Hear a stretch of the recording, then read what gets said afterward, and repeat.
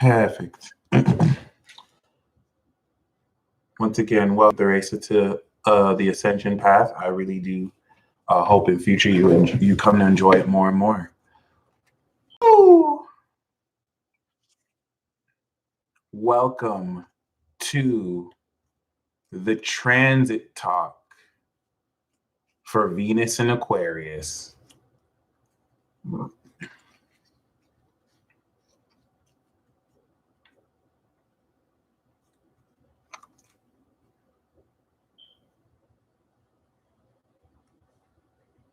Shout out to Kaizenko. Back at it. What's up, y'all? Oh, it says Venus in Libra? Damn. Let me change that. Oh, yeah, because I copied and pasted it. That's why if any of y'all see like the 2020s, I copied and pasted the old ones. I forgot to edit it so I can like schedule them.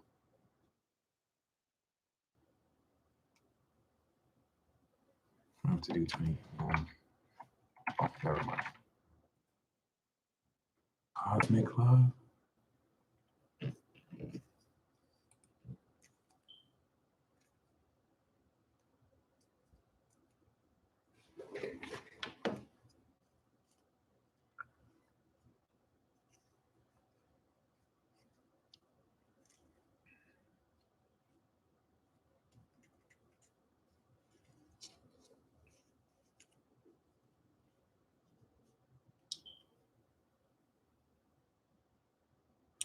All right, I'm gonna change it. I'm gonna call this Intergalactic Romance. Boom.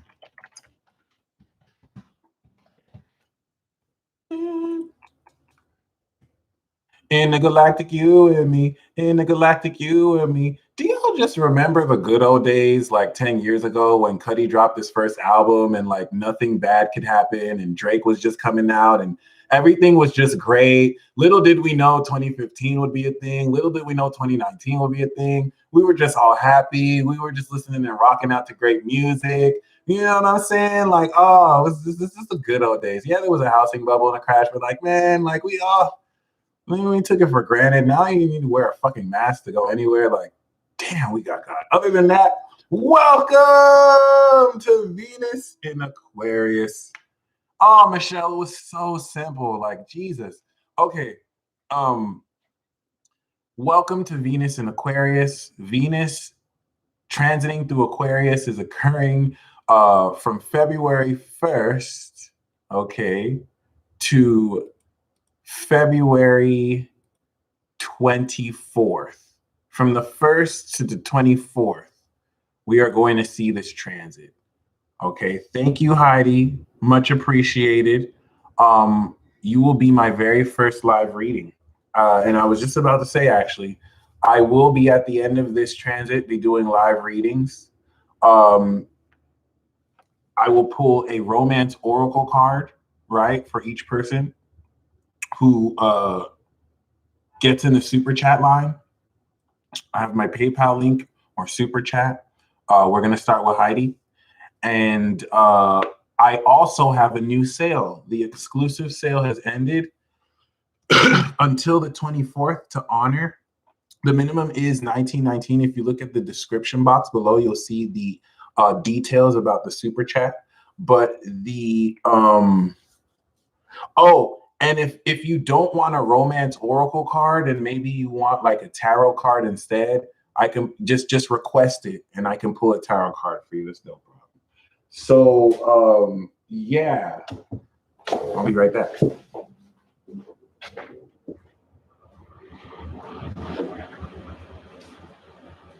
My bad. I'll pull from the Metatron Oracle. If you'd rather Oracle card than a romance Oracle card, then you can do that. If anyone who wants to know how much the super chat is, just look at the description box below for the deets. And other than that, to honor Venus in Aquarius, I am offering a new half-off sale of all my consultations. Type in the term cosmic, all right? And you will get 50% off any consultation. I highly recommend ordering the transit forecast if you would like information on how Venus and Aquarius will affect you specifically. Thank you, Nikki. Really enjoyed our consultation together. If you would like insight on your natal chart, you can get the natal chart reading. If you want a progress chart reading, you can get that. Joa, nice, nice, nice. Awesome. Oh, make sure you guys know I do have a minimum for the cards, so just to make sure you're hitting that. But other than that, um, just be very mindful of, does YouTube take half? I heard it does. I'm not really sure because I am a YouTube partner. So I'm not necessarily sure. A progress chart reading is the reading of your chart where it is now. So every year you're born, every year from when you're born, your chart moves a day. For example, I was born 20 degrees Gemini, and now that I'm 30, I've progressed 30 degrees, and now my chart is progressed 20. I was born 20 degree Gemini, now I'm a 20-degree progressed Cancer sun, and my progressed moon is in Pisces. So it's more accurate than your natal chart because it's who you are now. You can also do solar returns, the whole shebang. So other than that, this is very, very, very important because what's the difference in the regular natal reading? The natal reading is just going to be the natal reading of your chart, and the progressed natal reading is going to be the reading of your progress chart. But I highly recommend, if you haven't gotten that, all right, got you. C.S. Roman, I'm going to pull from this oracle card. When you say tarot, when I said tarot, I actually meant this mastery oracle. So I'll pull from the mastery oracle for you. But other than that, once again, I highly recommend the transit forecast for anyone who wants. If you already know your chart, get the transit forecast. We can go over the next 6 months ahead, and actually the next year ahead. The transit forecast is the next year ahead, and I'll include Venus or anything you want me to look into. But other than that, I also have heyhe.ro. I have $50 mini readings. If you look at the link below, heyhe.ro, you can get mini readings. You can ask me specific questions. Shoot, if you even want me to draw tarot or oracle card, holla at me there. So, all right. Thank you, Rebecca. So this is a transit of intergalactic romance where you're interfacing romantically with star seeds and extra dimensional vibrations outside the conventional norm of what you've always known to be romance during a new cycle. That's going to bring literally new knowledge, nothing new under the sun, but new cycles of all sorts of stuff that it will take at least 6 months to start to see draw out because it's new, so we have to create. But this is going to quintessentially change the mode and function of why and how you express yourself romantically and engage socially with others. It's also going to have you break through the inhibitive quality of how you may care about other people's dumbass opinions, because it's just not going to matter at all, like never before, as Venus is going to facilitate the most important intro to this cycle, which will,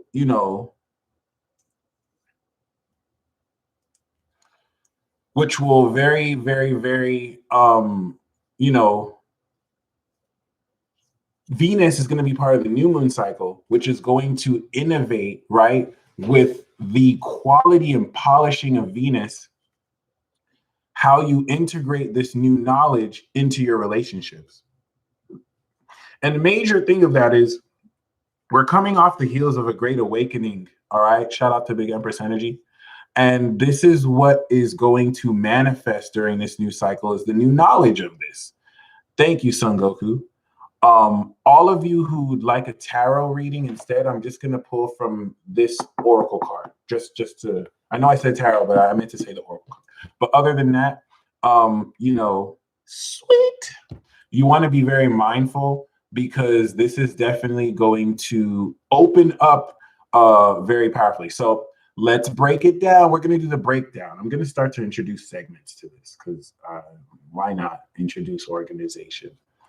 First of all, I don't open myself up empathically but we need to have a heart to heart. Every time we do a Venus transit talk, we're gonna have to have a heart to heart, okay? Because this vibrational war is starting to weigh heavy psychologically. And if it's weighing heavy psychologically on you, that's normal. But you have to remember that you're giving away your power to fuck nuts. Oh, sorry for my language. You're giving away your power to, you know, individuals who don't even deserve your attention. Okay, even conceptually, the fact that you're weighed out. If you had so much, if you had so much confidence in yourself and you had so much knowledge in what you know, all this opposition, all this spiritual and psychic attack. Kobe's like anything but a romance oracle. I got you, bro. I'm gonna pull this. All you people who are, this is so good. Like all you people who are entering this transit, like myself, who are like fuck romance, fuck love. Y'all about to get booed up. Y'all about to get booed up because the Venus and Aquarius is the perfect time to enter into that transit. Like I don't need no boo. I don't need no love. You about to get booed up like this. But other than that, the first thing I'd like to say is thank you. Okay. Especially with Venus in the collective sign, Venus is going to enlighten to you how much global and communal support you have out there. Because Venus, Aquarius is collective, right? And we're gonna have a short astrology lesson. But Meg said, cut that noise. And Irvin said, pshh. Kaizenko, you did overcome a lot of the psychic shit. All of you with the Scorpios, shout out to the Scorpio moons. That single life, though. That's what's up.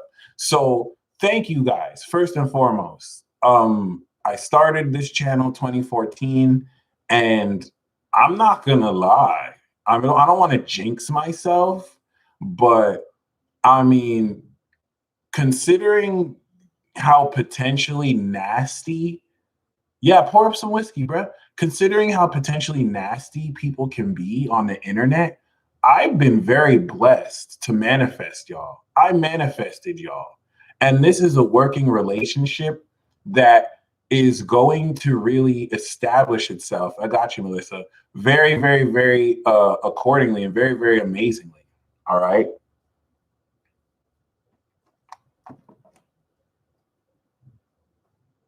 You know what?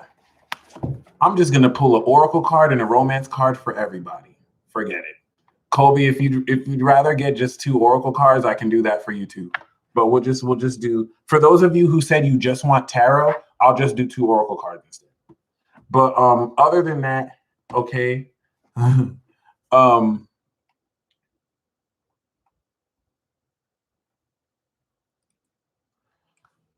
want to thank you guys because the support y'all have shown me.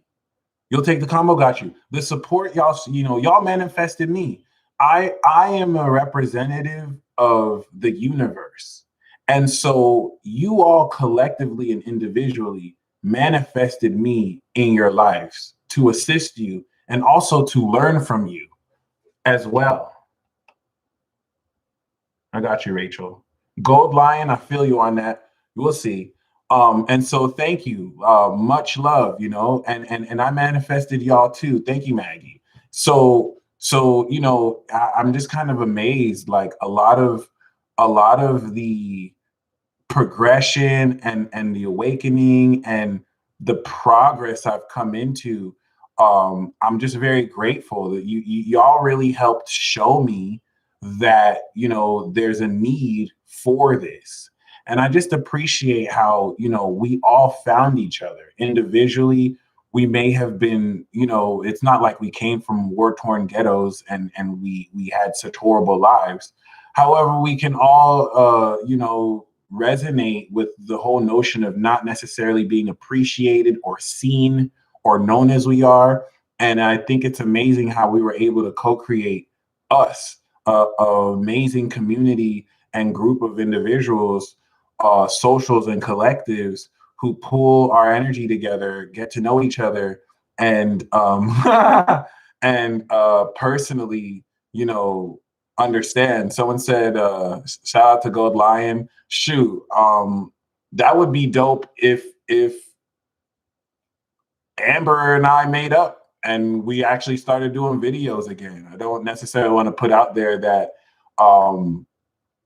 I hate her or anything. I don't hate her at all. I was just defending my turf. When anyone, says whatever, I got to defend. But, moving forward, I just, in retrospect, I'm grateful for all the lessons learned, and I'm grateful for y'all. And this is where now moving forward, I'm working to be in a position where we could really, really, really add a more tangible aspect to this community, especially for those of you a part of the membership. Just a sneak peek to where we're headed. As my North Node is in Aquarius too.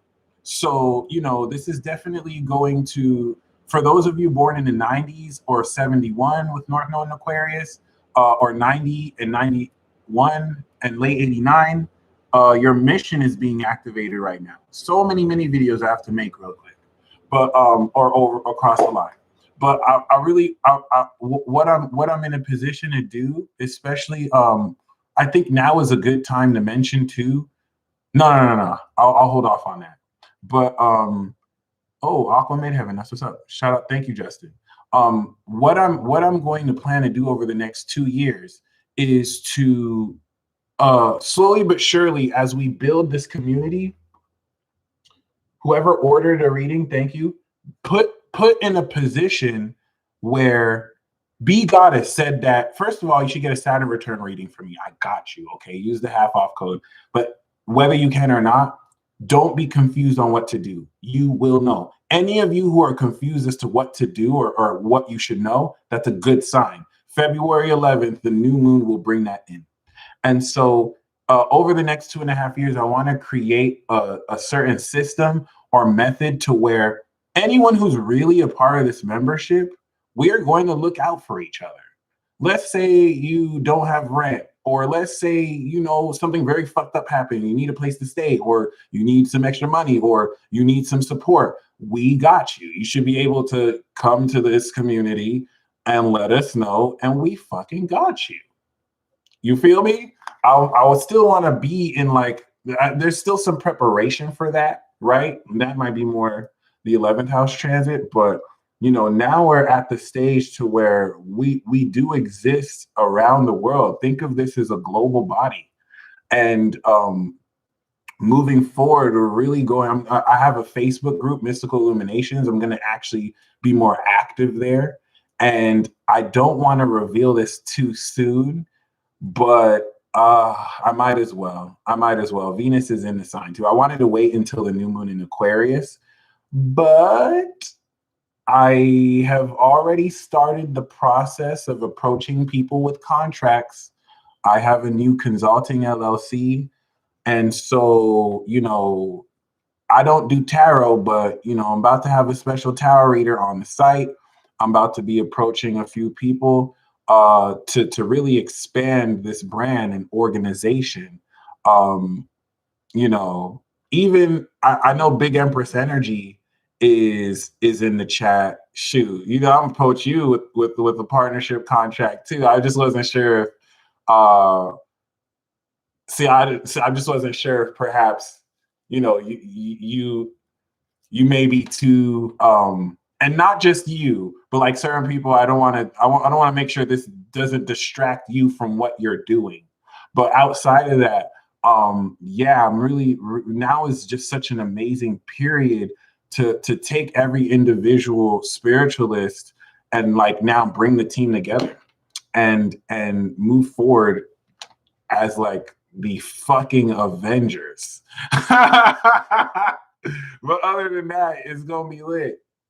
I'm going to be approaching individuals to kind of captain zodiac teams. So we're gonna have a Leo man and Leo woman. We're gonna have an Aries man, an Aries woman, and so that's the project right now. And we're gonna launch that Aries season. So maybe be approaching some of you. I've already started, and yeah. I definitely am going to also open up the opportunity for any of you who want to join, where we're going to come into very creative, elements. Actually, my dude, I'm Thor. I'm a god. I need sustenance. No, but other than that, I'm a real nigga for I'm a god though. But yes, other than that, Archangel Michael, this is very, very, very, very, very, very, very amazing, because if we now step into this transit, okay, Venus in Aquarius has a lot to do with a sense of detachment, but a spicy sense of communication. In the tarot, Venus in Aquarius is actually the Five of Swords. Let us welcome Loriana to the $1 Billion Vibe Tribe. Woo, woo, woo. Yes, yes. So Venus is soon going to lead the zodiac, okay? Like she did last year, and then Mars took over. But what happens is we go through the zodiac and we start with the individual Aries. Even though, in my opinion, I believe that Sagittarius is the first zodiac sign. And then third dimensionally, we see it spark with Aries, right? With the lighter. But we start off as individuals in a sense, unless we're like a collective entity like Pisces before. But we start off individual. You have individual thoughts with Gemini, individual feelings, individual with Cancer, individual values with Taurus, and individual spirit with Aries, identity. Then the next signs are social signs. You got Leo, you got Virgo, right? You got Libra, and you got Scorpio. Leo is social because I'm performing to you right now. This is like a Leo activity. This is, in a sense, a performance, and I need to perform in front of an audience. This is now a social exchange of passion. This is why Leo, when you exchange passion socially, that's romance. That's starting to date. And then Virgo, right, the individual experience of truth is Gemini. CA the butterfly asked a very important question. So I'm a Leo? Great question. No, I'm Michael. I have a Gemini sun. My rising is in Taurus, and I have a goat soul in Capricorn.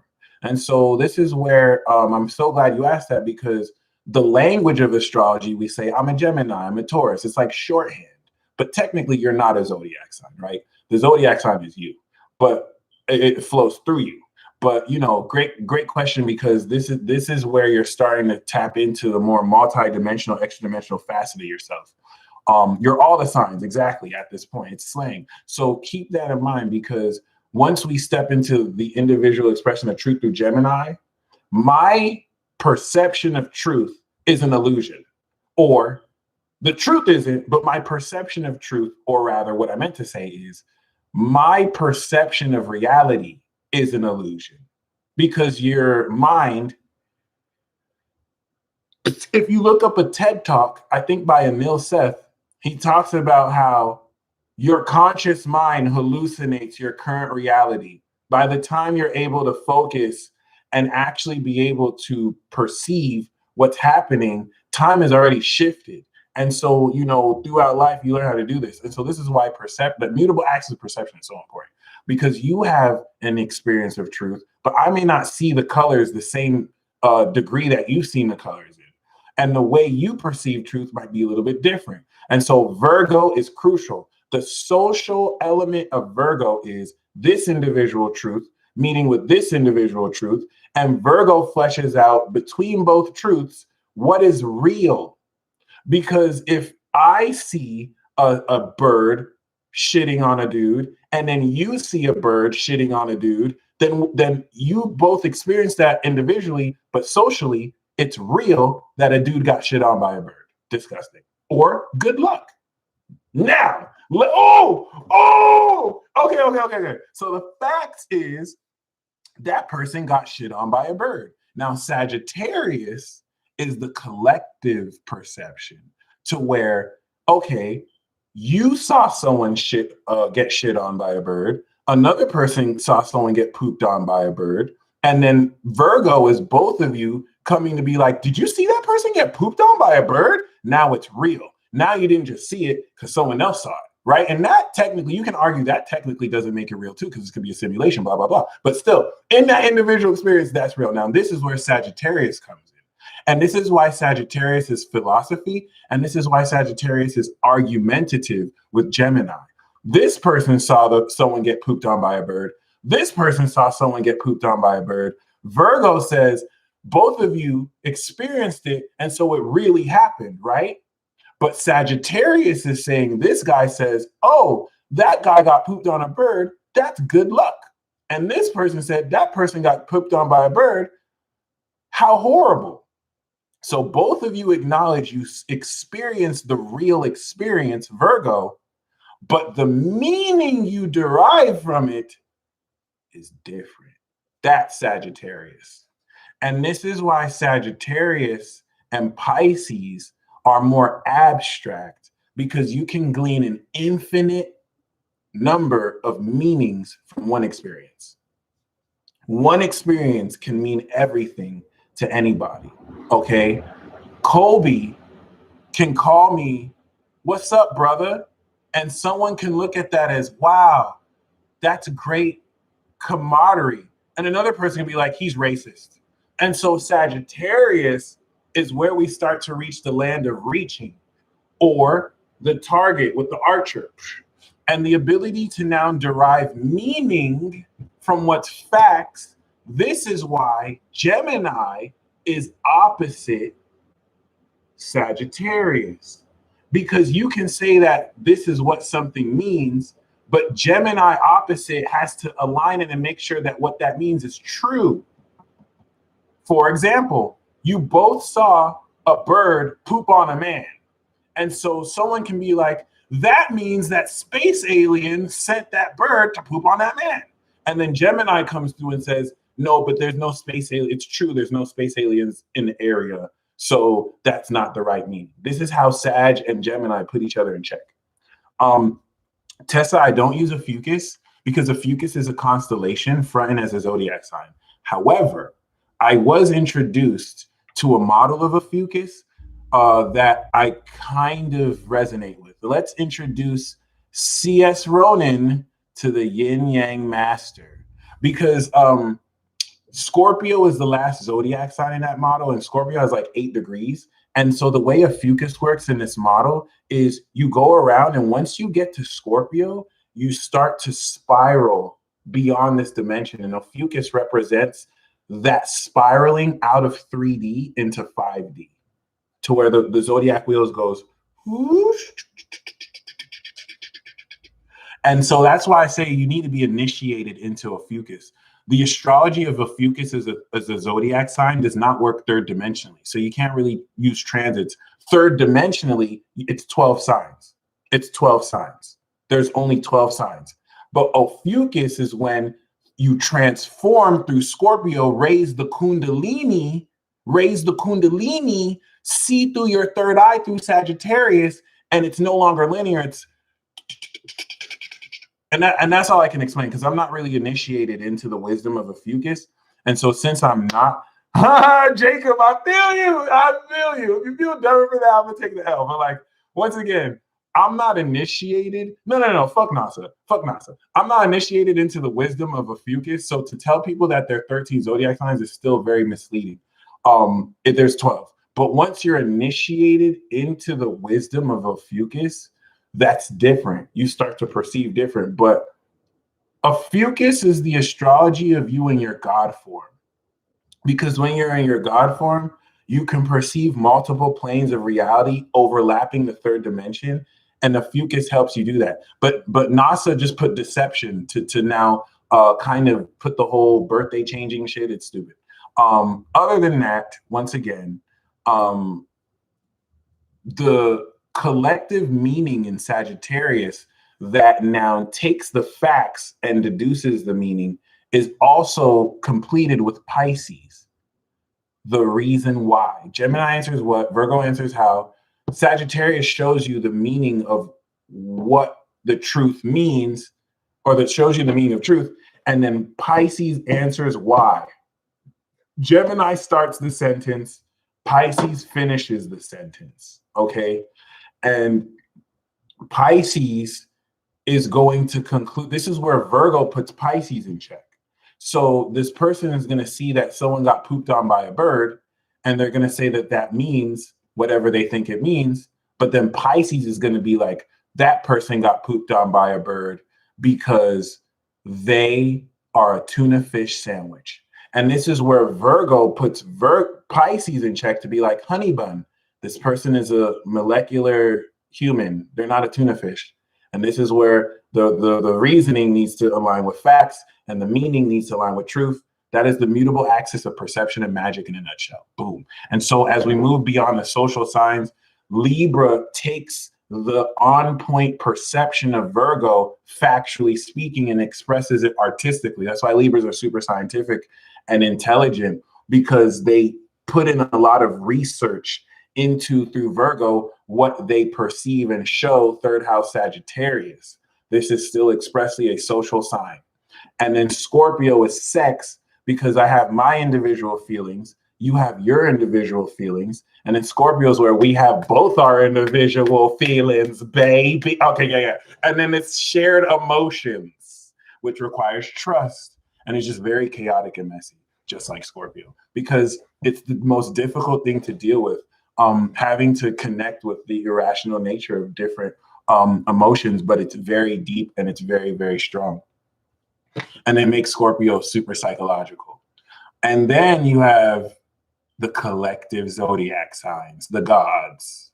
Okay, shout out to the Sag moons. Shout out to the Sag, Cap, Aqua, and Pisces moons and the suns. The collectives extend forth the socials. So what we're engaging in right now, you're watching an individual, Gemini, Taurus, right? And this is a social interaction. I am interacting socially with the collective force, you. I'm talking to you, but you're watching me individually, but you're taking a part of a collective program, because the collective is everybody with different social dynamics. So you go to a concert, a Bass Nectar concert, and it's a one collective meeting with the collective Aquarius god Bass Nectar at the head, just coursing love and positive vibes to everybody, the stuff of fucking genius. But what do you see in that collective? You see individuals, different pockets of individuals socially interacting together. And that's one collective. So Sagittarius is the collective vision, the eyes of God, all seeing this. Capricorn is the collective power, the integrity, all power, right? And Aquarius is the collective knowledge, the acquisition of the thoughts communicated directly to Gemini, leading back to the source of all thoughts. Aquarius and then Pisces is the collective vibration of the unconscious and feelings. Okay. And so this is where, with Pisces, you come into the reasoning, the why, and the meaning of feelings. Pisces to me is music, though, because music is what feelings sound like, and that's Pisces. So it's the experience. If Cancer is the feeling of emotion, I feel sad, I'm happy, I'm mad, Groot smash. You're emoting. It's your energy in motion. That is a cardinal action of your own energy, unconsciously, subconsciously made conscious through the motion of your energy, emoting. That cardinal action of emoting is Cancer. The action and ability to feel is Cancer. Any energy you have in Cancer determines your quality and ability to feel. And so you can feel happy, but what's the difference between I'm happy and I'm happy? That's Scorpio, because now Scorpio brings intensity. And so the action of feeling is Cancer, but the intensity of taking that feeling to its most intense, and this is why our Scorpios are super intense, because everything they do comes from that deep soul space, and they look at the rest of us like we're fake as fuck, because, you know, some of us be fake as fuck. I'm not gonna lie, I could be fake as hell sometimes.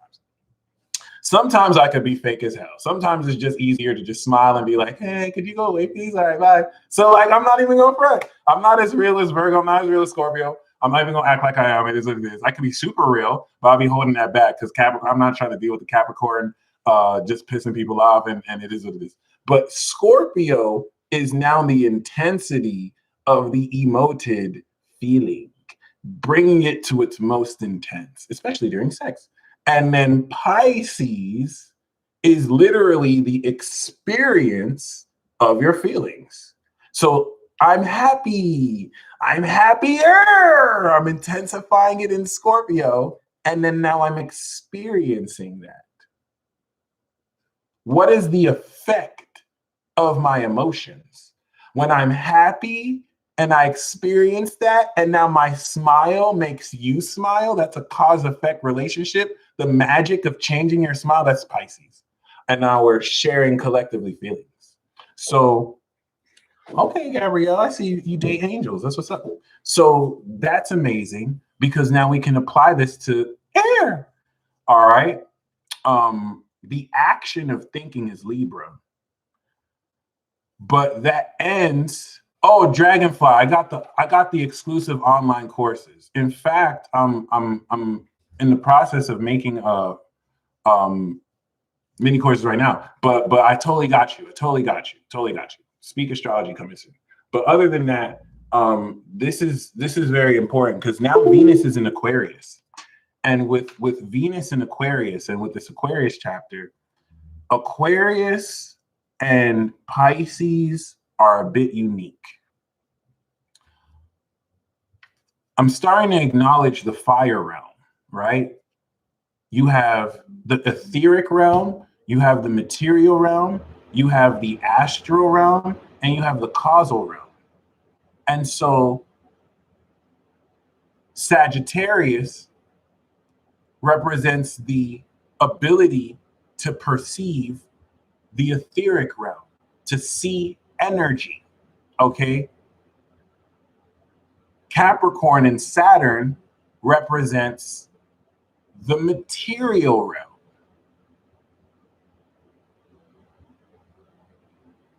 Aquarius and Uranus represents the causal realm of the mind, the universal mind, as life is mental.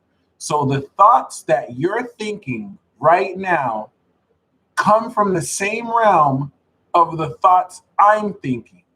What Mercury does is it takes that causal realm of every thought and individually processes it through your own physical experience to now make and express your own individual thoughts, coming from an infinite potential source of ideas, concepts. I think Plato called it like the realm of whatever, a realm of concepts or whatever. And then you have Pisces, okay, which is the astral realm, the realm of spirit, or rather the realm of infinite possibilities and imagination, which is the gateway to magic. Thank you, the Authentic Empress. So that's ruled by Neptune. And so when you think of an alien, Aquarius is the alien of the zodiac, not because they come from another geoterrestrial organism. An alien truly isn't really someone. I mean, it is. I can be an alien if I move to China, or I can be an alien like an immigrant, but because alien really is pertaining to foreign. So anything foreign to us is alien. That's Aquarius. But a true alien, okay, because this world is the whole universe. And so a true alien, and this is why you need to be careful about Aquariuses, because a true alien is not from this dimension. or from this universe.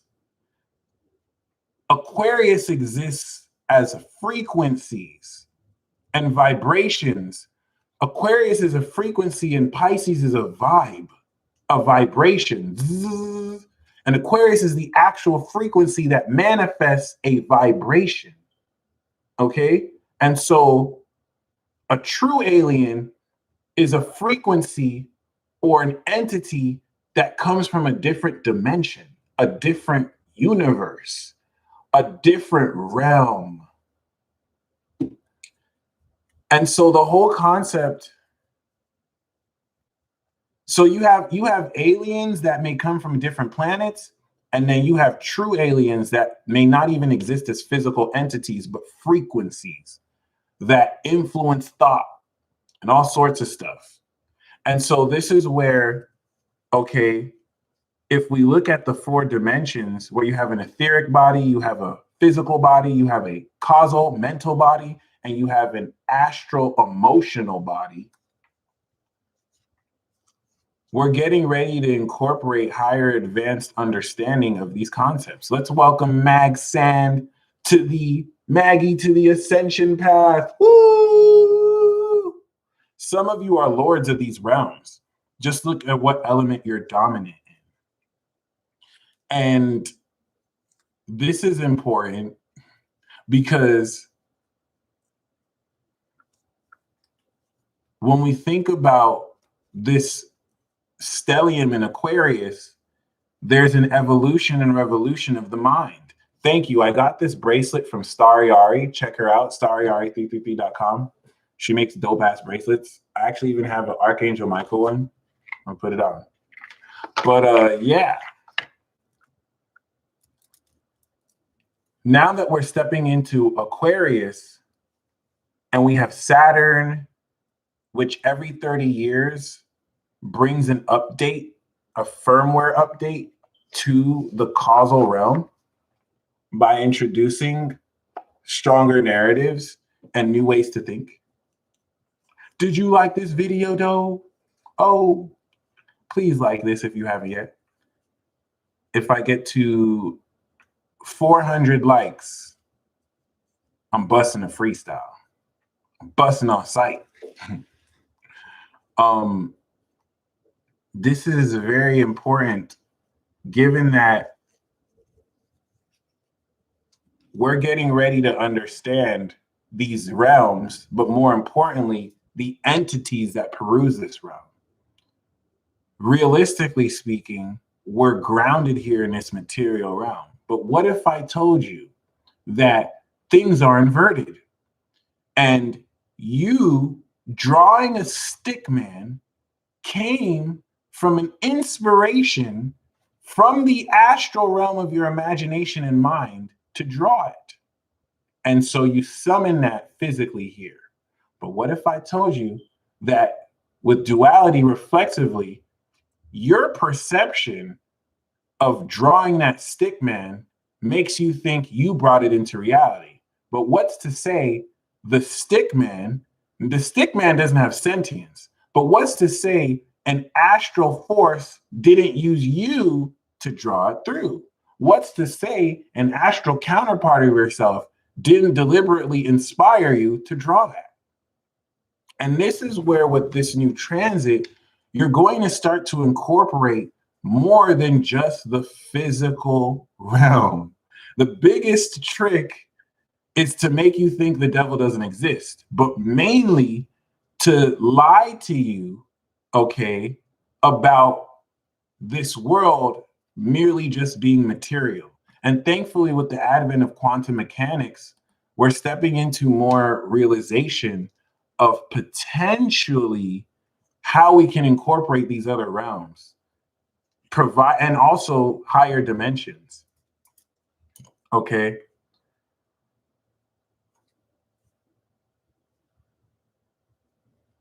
You have the demiurge, you have the devil, you have these concepts, you have these religions, and now Venus, the ruler of Taurus and Libra, but really the bad bee of the zodiac. Okay.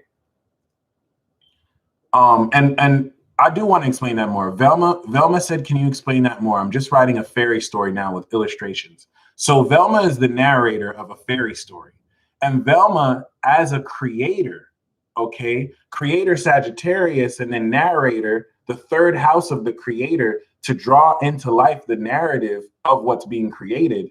You're literally creating life to characters. You're literally, as a god, creating characters in a smaller dimensional perspective, right? As a concept, and then you flesh it out through visions. And she's a Sagittarius. Wow. Wow. Okay. So that means there's a magic when Sagittarius do this too. And so keep this in mind. So like, she's creating a fairy tale novel. She's creating characters. She's defining and narrating who these characters are, right? And if you think about it, we just think of these things so materially, we don't realize what you created now has a life of its own. Maybe it doesn't pump blood, maybe it doesn't breathe air, but there's an essence that you manifested into it with its own vibration and its own soul that you created. Okay, we may not be able to conceptualize this materially, but non-linearly, it's as simple as breathing.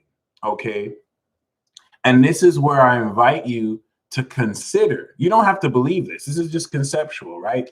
To consider the concept of the fairy tale that Velma is writing as a creator, which she quintessentially is bringing from that realm of imagination into reality.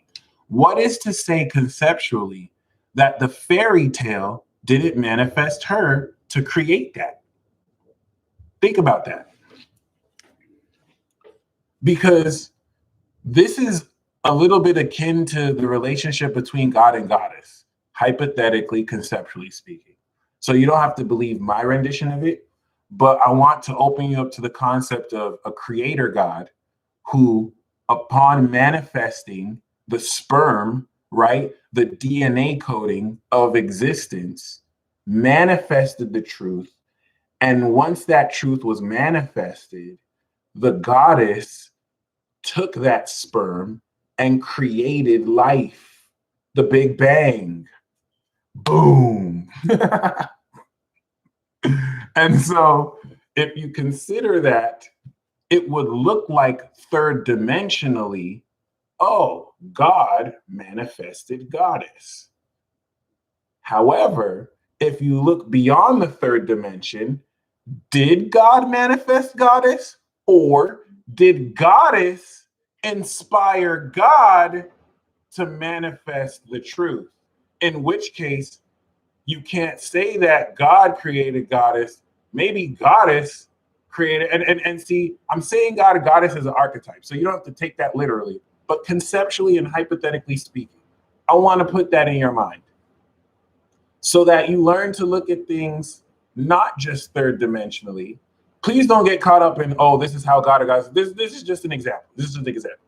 But this is where you're in a position to start to come into the knowledge of how to apply, be aware, and integrate these higher facets. And so Neptune back in Pisces is reinvigorating the astral realm. Jupiter went through Sagittarius to evolve the etheric. Mount Olympus, if you think etherically and energetically, which is not physical, this is what now lends us to the order of the elements. Because you are a spirit in a body, right? So you exist etherically. This is why Aries is the first sign. This is why Sag, Aries, and Leo, the source of your spirit comes from your heart, pumps blood through your body to do what? To power the brain. Okay, you need the blood to pump to your brain so that the brain can, of course, let the blood, tell the heart to pump the blood. But if the blood isn't there, the life is gone. And so fire is the life. And what does the spirit manifest? Physicality. The energy. Because think about it. Think about it. Doesn't that make sense? Energy, life force, it's fire. And so is this really solid? just condensed energy. It's Earth is condensed fire. And that was the dumbest thing I ever said. But like Earth, because Earth burns in fire, right? But like the concept of Earth is that condensed solid material, which is still just energy packets. And so atoms, that's Earth element, anything physical, that's all Earth. Even though, it's all Earth. So even though you can say carbon is Earth, oxygen is air, right? Hydrogen is water, or hydrogen is fire, and or something like that, where you can break down fundamentally the elements with certain atoms. Nitrogen might be fire, and then hydrogen could be water, even though water is H2O. But other than that, once again, you start with energy that condenses into material packets, Earth. And so your spirit manifests into a body, right? When you're pregnant, when you conceive, you start as a spirit first, and then your body starts to form. We know this is true because of the cell division, which is run through an intent of spirit. Even though a lot of people don't believe in spirit, which is fucking retarded. Because if you don't see things in this world, then it lends you not to believe it, because we are still under the illusion that things have to be quantified in order to be real, which is the biggest lie ever, or biggest misconception ever. But other than that, the spirit becomes physical. Your body now has a mind. Your mind does not have a body. Hugest misconception. Although you can say the spirit is the mind. So that's debatable, but your body has a brain. Your body processes. It has a mind. This is how Earth manifests air. And the healthier your body is, the healthier your mind is, right? It has to be on CNN to be real. Niggas is delusional for real. So the healthier your body is, the healthier your mind is, right? Obviously, you want to unite all of them, but it's the body that directs the mind, okay? And so then it's the mind that manifests emotions. Your words stir up your feelings. Everything you say, you have an emotional reaction to, unless you're Moon in Aquarius and you don't react to shit. You're just detached. Like, I don't care. I don't care. I don't care. Sex. I don't care. I don't care. I don't care. Food. And then sex. I don't care. I'm sorry. That was a joke. Unless you want to, confirm that for me, Maggie. But other than that, yeah, this is very, very, very amazing, because if we now look into checks and balances, right? The body puts in check the mind. Everything that you think has to be aligned with the sense, of course, of the physical world around you. Everything that you feel emotionally is put in check by your mind, so that everything you feel is aligned with logic. Air puts water in check. Water, your emotions put your spirit in check, and spirit puts the body in check. And here are the checks and balances of the zodiac. And so now that we're entering a superstellium, in the sign of the house of God, Aquarius is the house of God. You have the three heavens referenced in the Bible, which was written based off of astrology. And the first heaven is Gemini. Gemini represents the messenger angels that the higher celestial beings in Aquarius send down on this third dimensional plane, conceptually. It's also the ideas, the inspiration, the enlightenment. And then you have the second heaven, where the prince of the power of the air fell to. Well, the prince of the power of the air sounds like the ruler of the power cardinal sign air, cardinal air, Libra, the ruler of Libra, Venus, morning star. Lucy, boom. And so this is where we see the sun in its fall in Libra, coming back through purity in Scorpio to ascend back into light once again through Sagittarius. All right. And so the third heaven, which houses God, is Aquarius, the universal mind, the manifestation of the physical material universe represented as the causal realm, which is every single possibility and infinite potential that can occur as a source of knowledge and all truth. This is the energy that knows. Oh, Grace Aquarius, that's amazing. That's extraordinary. That's extraordinary. And so this is also a bit controversial because some of you are intimidating individuals who the word you're saying stirs at deep pockets of their own soul they've denied and struggled with themselves to believe. And so they project on you that you must be a weirdo when they're the weirdos projecting their weirdness at you. I love being a mirror. It's amazing. I'm not a divine mirror like Pisces, but I'm a true mirror. That's Gemini. The real mirror is Virgo, and the etheric fire mirror is Sag. But I don't consider them mirrors. They'll just shoot you in the face. I love them. I think they're amazing. But other than that, this is very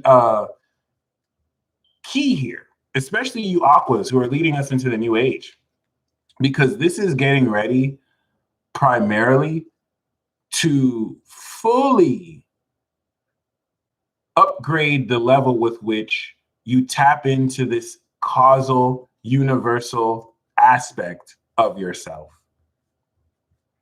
which could represent the collective mind all blended together. If every single mind was together, it would be omniscient. If every single individual mind who had every single individual knowledge came together, that would be omniscience. That's Aquarius, the collective universal mind. And not just human being, but every sentient, non-sentient soul. And what does that manifest? Pisces. The manifestation of that into Pisces is what from the universal mind, which sustains a thought, enables you to now imagine and create and see a vision from Sagittarius that you're coloring in with your own feelings and potential to manifest and draw from that ether to bring to Virgo to make real. All right. And so this is where we're now stepping into the advent of human conscious evolution, where we're getting ready to, with greater knowledge. Before we didn't have internet. Now we have internet. So we can understand the metaphysical properties of Aquarius and Pisces like never before. So y'all can see how super magical and crazy they be getting away with everything, because no one can see what Pisces does. So Pisces will do it in front of your face and you'll think, you don't even believe it's real. So Pisces be finessing y'all every day. And they have every right to, because y'all deny their existence. And so they're like, bitch, I'm just going to finesse you and then I'm going to escape this reality. And then we're going to do it again tomorrow until you stupid motherfuckers catch up to me. And then Aquarius isn't bothered with, being called a weirdo because they actually know. And so, they might look down on y'all dumbasses. Not y'all, but I'm speaking from Aquarius. Y'all is concerning the rest of the collective that looks at them like they're crazy when they're fucking genius. They just look down on y'all. They're like, y'all need to catch up on my level. Like, I'm the fucking space god. Like, are you serious? Like, you want me to lower myself down? Like, you're tripping. And so they come off as having a god complex. You can't have a god complex if you're God. Psyche still can. But other than that, it's very interesting because this is you developing your Aquarius energy aspect house. Okay. And this is also inducing the existence of new psychic abilities that have never before been talked about.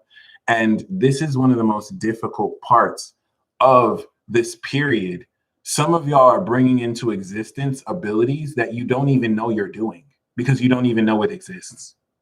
You don't even know that the ability you have exists, because the facet of you is something that has been introduced newly to existence. And you don't know that because when you were born, you were told it's A, B, C, and D. But you came in harnessing this letter that is not in the alphabet, and you don't even know how to speak it because you weren't taught it, because you were limited in what you were taught, or you were meant to innovate what has been taught by the introduction of this element letter. Okay. And this is where Venus in Aquarius is going to now polish and bring into, with this new moon, the knowledge of these unique abilities and everything you're capable of. And so let us now talk about Venus and Aquarius, because Venus is feminine sexuality. Mars is how you like to do it. Some people like to do it slow. Some people like to do it fast. Some people don't like to do it at all. But Venus is how you like to take it.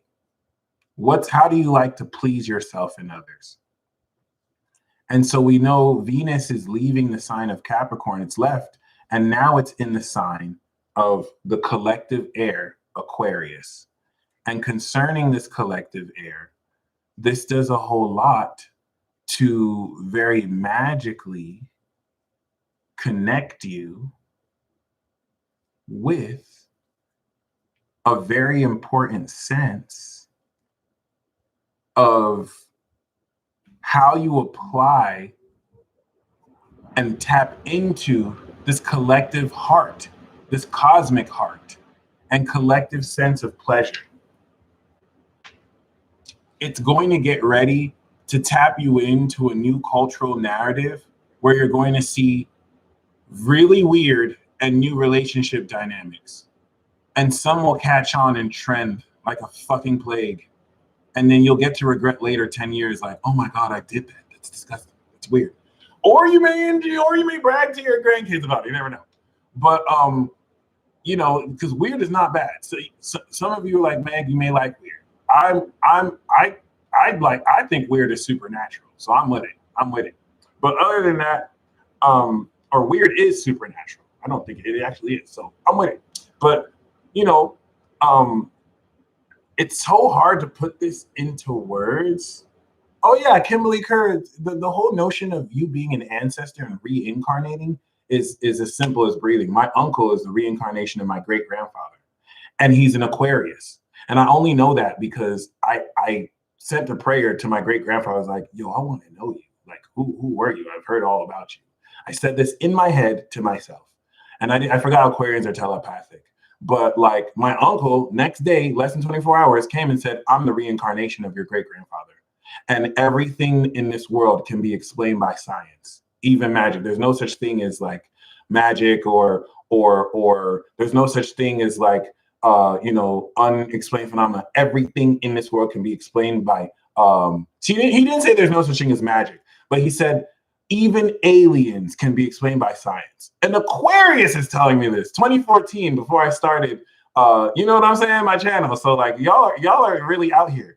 And this is, you know, once again, connecting us off of the heels of the 16th, 17th, 18th, 19th, and 20th century.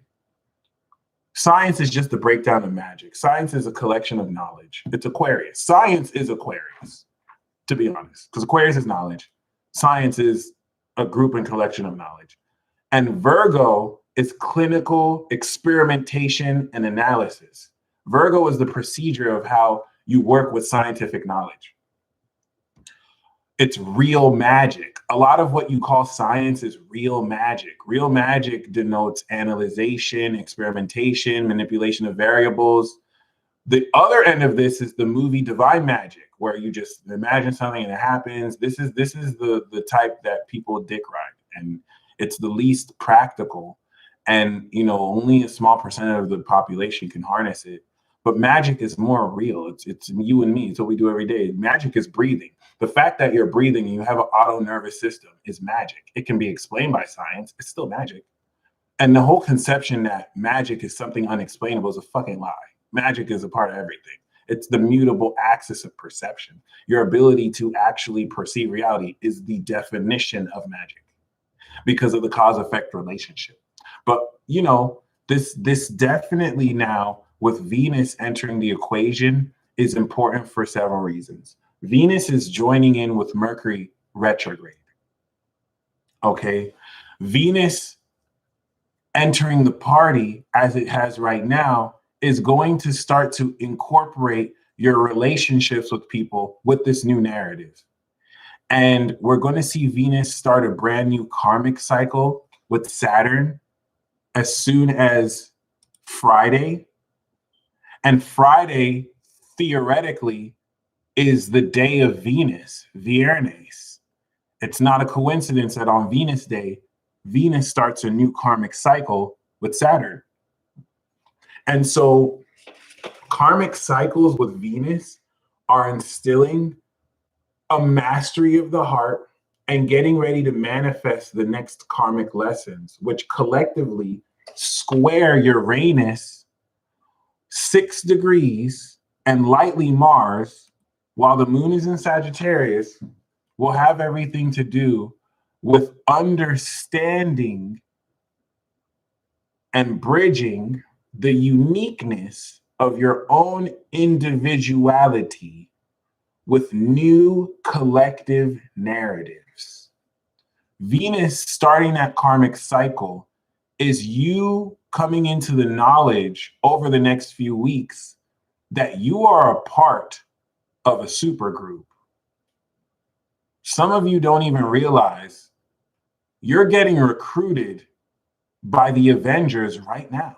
Some of you are in the Justice League and you don't even realize 200,000 light years away, your group is looking for you.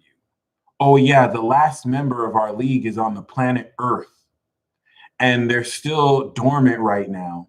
But by the time we land on their planet, we'll be able to recruit them. They don't even know we're about to take them on a whole intergalactic space adventure. And that's why I'm calling Venus intergalactic romance. Because some of y'all about to have sex with aliens. Some of y'all about to realize your crush or the love of your life is literally not from this planet. And like will unzip their alien suit and be like, yeah. And you're gonna be like, oh, okay. So like, you know, they look like us, right? Lil Quanio, thank you so much for sharing that. So you're a part of that super group. That's the new karmic cycle with Venus, Saturn, and Aquarius of the collective. But Uranus and Taurus is, okay, I'm a part of a super group, but I have my own unique individuality that is a piece of the puzzle of that equation.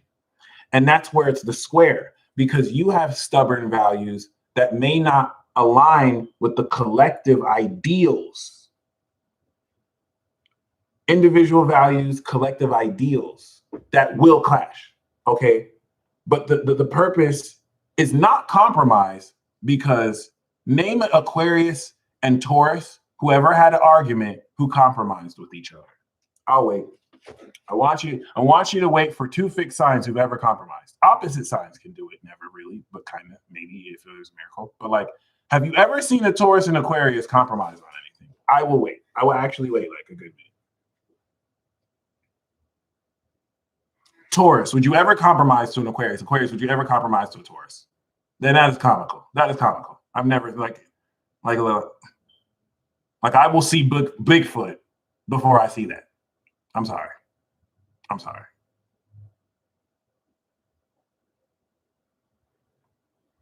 Joe Biden has a greater odds of actually winning the election than Taurus and Aquarius compromising. Like, thank you. See, hello, no. So compromise is out of the picture. It's not, it's going to be like a temporary compromise, let's just say. And so this is really now going to be more a butting of heads, where you personally come into development through each of the clashes. But the cycle starting with Venus in Saturn is important, because the last time Venus conjuncted Saturn was in Capricorn with Pluto. And this was a very rigorous year of awakening deeper karmic lessons in your romantic relationships with people, platonically or romantic. Which you can't have romantic platonic relationships, but with the situationships we see, yes, you can. Yes, you can. There's so many romantic platonic relationships. It's weird as hell. It's hilarious. It's weird. But it's hilarious. So who cares? And so your answers will come to you. Amen. And so this new cycle that we're starting, whereas the one in Capricorn unlocked the power of your heart, And that was 2020. Now that we're in this next cycle, this is manifesting the knowledge of your higher self through your partnerships with others. And the karmic lessons that you're going to learn this year is learning through the challenges in your relationships to integrate your higher self and your unique individuality in your relationships with people. Let us welcome DJ Drea to the $1 Billion Vibe Tribe. Whoop, whoop, whoop. Congratulations. Welcome to the team. All right. This is where Venus moving past Saturn, it's almost like she's receiving a new mission. And so thank you, Melanie, for the confirmation. This is what's going to lead now to the new moon on the 11th. And after Venus starts the new cycle in Saturn, Venus is then going to be dead conjunct Jupiter, 12 degrees, I can't make this up, while the sun and moon are 23 degrees. All right. So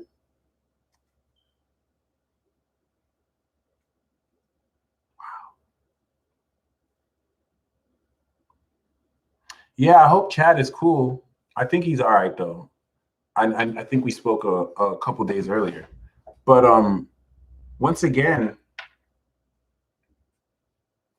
after we have the Saturn cycle, then we're going to have the Jupiter cycle. And this is why this is important. Yet again, 2019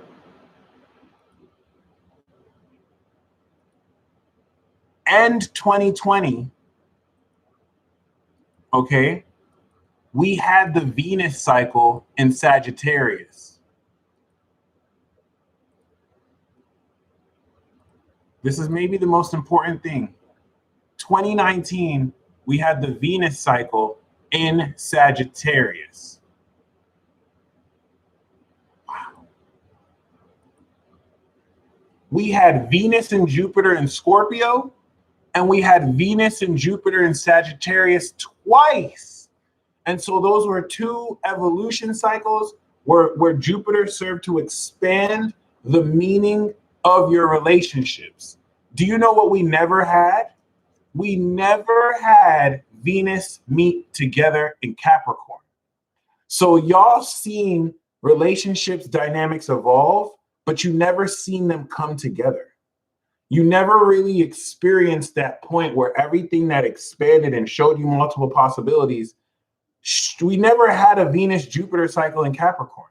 So we're going from having two Venus-Sagittarius cycles square Neptune, showing you possibilities of relationships, but having to maneuver through deception and just ain't shit niggas. I'm not gonna lie, and just people ain't shit.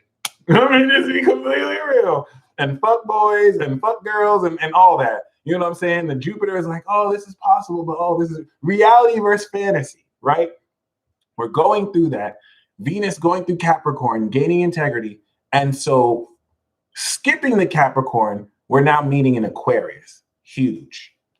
Everything, it skipped expanding on the old structure. Everything that, you know, constituted that cycle of evolution and expansion of meaning is now coming back around to gain knowledge. It's so very important. The last time Venus started the cycle with Jupiter was at the end of Sag, and now it's having it in the second decade of Aquarius.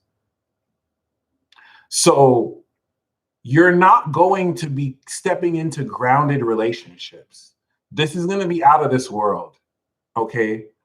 We still had the element of Capricorn, even though we didn't have the conjunction, because we had the opposition of Jupiter in Capricorn with Venus in Cancer. Then came back around with now the Aqua.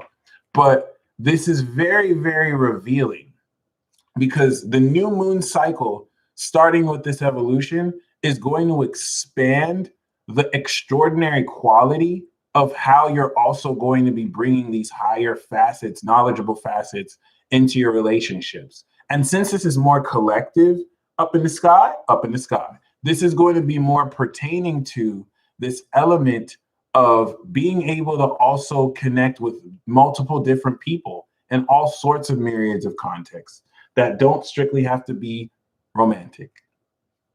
However, the most important part about this is this new moon cycle is going to be squaring Mars, okay? From now until July, Mars, that's currently squaring Venus now, is going to oppose Saturn retrograde conjunct Leo. The divine masculine and feminine, or the masculine and feminine, Aries and Mars, are going to reunite in passionate Leo. Oh my God, I'll say something very vulgar. It's also going to connect through it, and then Venus is going to take over and start to lead the pack in Virgo, and then it's going to retrograde in Capricorn, and then catch up with Mars in Capricorn, and then go and travel in Aquarius together and conjunct Saturn. So what's the significance of this? Well, Venus is beefing with Mars right now. Venus voted for Biden, Mars voted for Trump, because Mars is with Uranus. Trump has Uranus on his sun. Okay. And, you know, Jupiter rising, Jupiter is ruled by Sag rising. Let's just say hypothetically. So now they're kind of beefing. Venus is with the agenda and Mars is with the individual revolution. And so they're beefing right now. And some of you might actually, thank you. May Rain said Venus did not vote for Biden. How dare you? I'm sorry. I'm not going to say, Venus, I'm not going to disrespect you. I'm not going to disrespect you like that. But hypothetically, Venus is now touring the Aquarian agenda. And Mars is touring the individual revolution, right? And so what is this going to look like? Within your own femininity and masculinity, and then also in relationships, this can archetypally play out to where your soulmates with someone who is diametrically opposed to what you believe or squares it. So like you both like each other, but now it's like, oh snap. And I'm gonna use this. Only Pluto voted for Biden from the underworld, the dead people. This is where I'm gonna use this analogy. You're a Biden supporter meets a Trump supporter. That's the square, y'all. It's like the universe pairs you together. You're like, oh wow, this is a different feel. Wow, what do you believe? What do you like? And then it's like, oh, I voted for this person. Oh, I voted for this person. Oh, well, I believe in this. Oh, well, that's dumb. This is what it is. No, it's this. No, but that.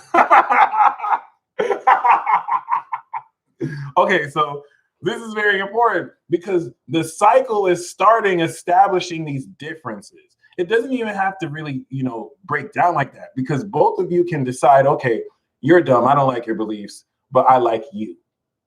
It's so very important. I don't really like what you're leaning to, but I like you. And I want to get to know you. And vice versa. It can still work here. But this is why it's important.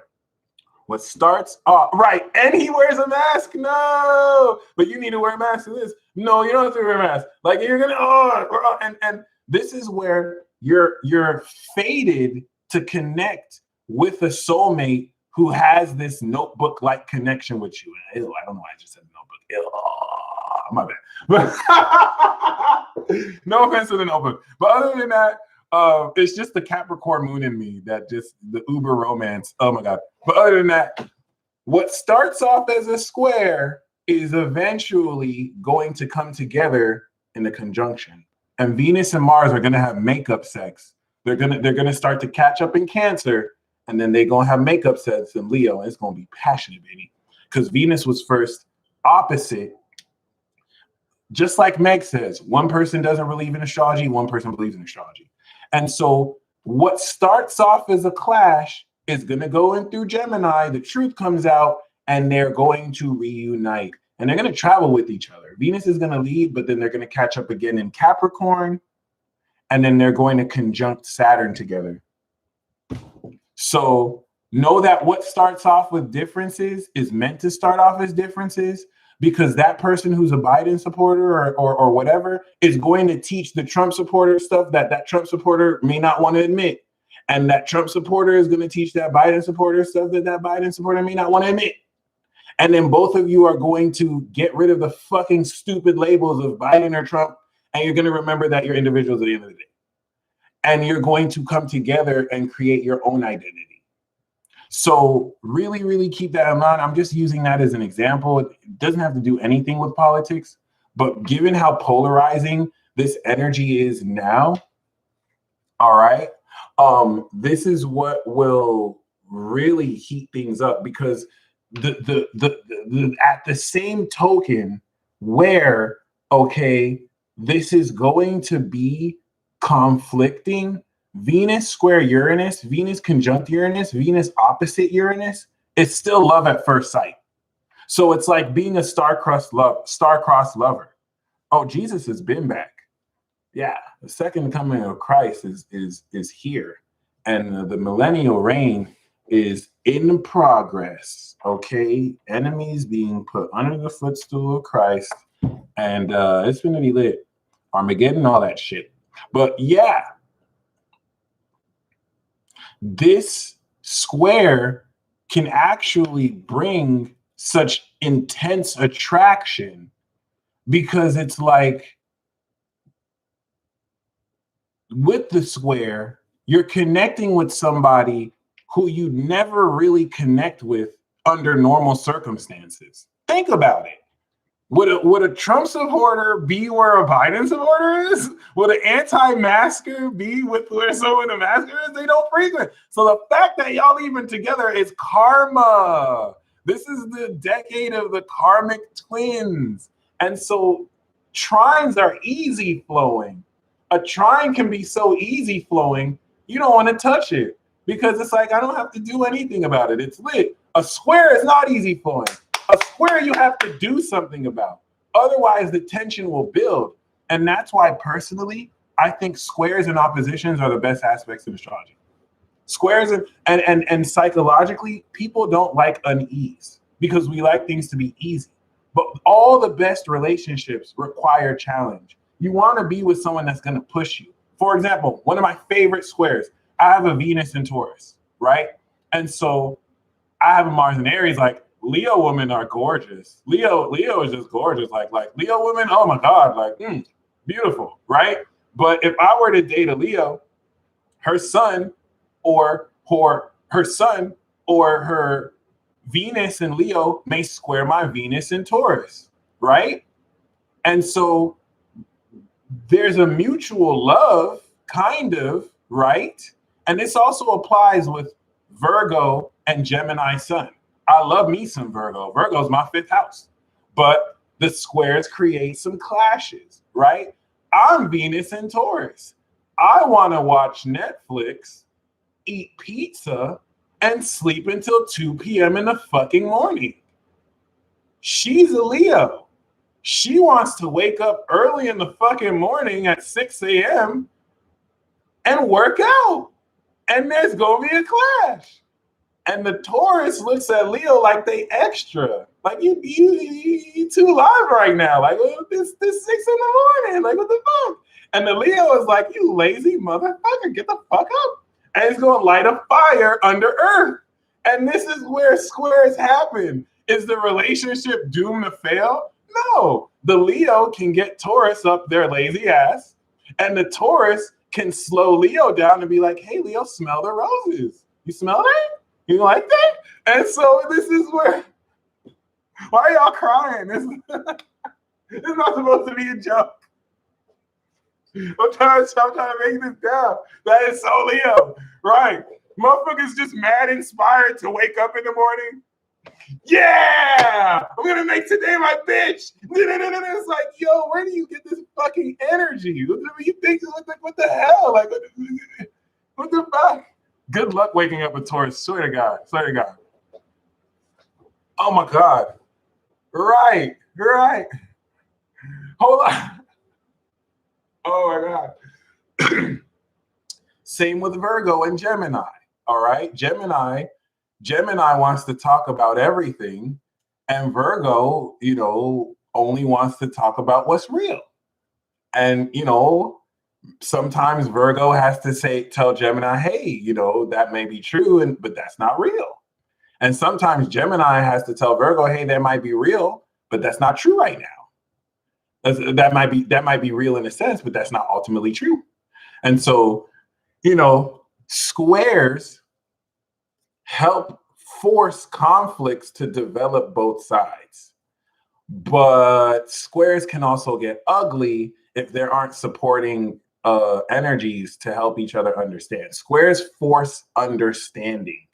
And so it's the Mars, it's the individual revolutionary with Mars and Uranus that's going to understand the social collective vibration in Aquarius. And it's the collective narrative that's going to bring and exalt that individual revolution to a higher level. But if there's too much clashes, it's just going to devolve into just nuclear war. So, and this is what makes this a character test.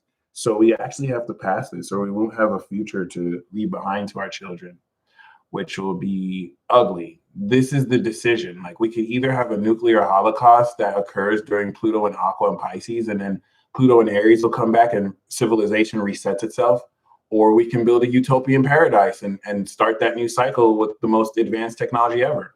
And that is a false dilemma. I just committed a logical fallacy, but in interest of the talk, let's just pretend that it's one of these two. And other than that, Venus, that will be coming through this evolution in Jupiter, starting the cycle, is also going to start new relationship constructs. What kind of relationship constructs? Well, how many of you are fed up or frustrated with connecting with people who don't necessarily resonate with your gifts and abilities? Well, now you're quintessentially connecting with people who recognize, acknowledge, and Aquarius, know your abilities. And that's because everyone's awakened now. Everyone's awakening, if you don't like the term awakened. And like this is a present progressive process that, with this cyclical passage of higher collective knowledge, will ground considerably your ability to actually now, with the knowledge of your abilities, incorporate this in your relationships. And also respect and honor the differences that you may have with a partner who is just not into the shit that you're into, which is cool, because now you can bridge two different worlds and see how you can combine that. And with the square, you just have to be comfortable at first, coming into the July, with opening up and having an open mind with somebody who doesn't necessarily have the same beliefs as you. We have 306, 400 likes, and I will freestyle. So, for example, I can date somebody, or I can see. I'm not even going to say I can date, because if I say I can date, then it's like I'm making the decision to, right? But it's not about making the decision to. You have a karmic twin, so you're going to, by stroke of fate and destiny, be paired or are currently with people who are at odds with you. Shout out to Tanya, right? Tanya and I don't necessarily agree with certain political ideals, and we had a short moment where we kind of expressed certain anger, but we were able to patch that up. We realized that that's not worth losing a friendship over, right? And this is the lesson that we're all coming into, as far as recognizing who you are outside of all this. Not everyone's going to come to that concession, because some people you don't need in your life because they're agents sent from hell to, stray you off your path. And that's just a joke. Not really. I know. But yeah. Yes, Bet Jag.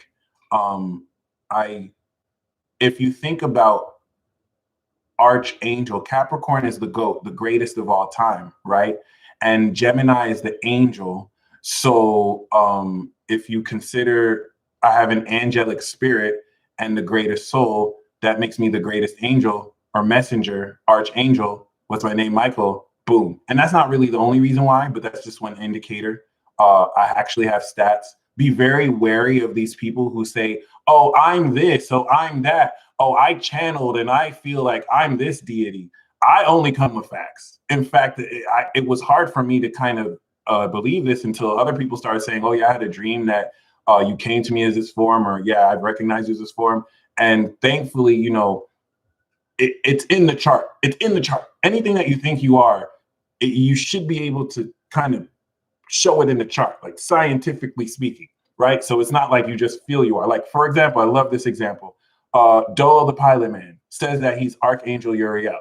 Well, what's the science behind that? Is he just saying that? Uriel is the light of God.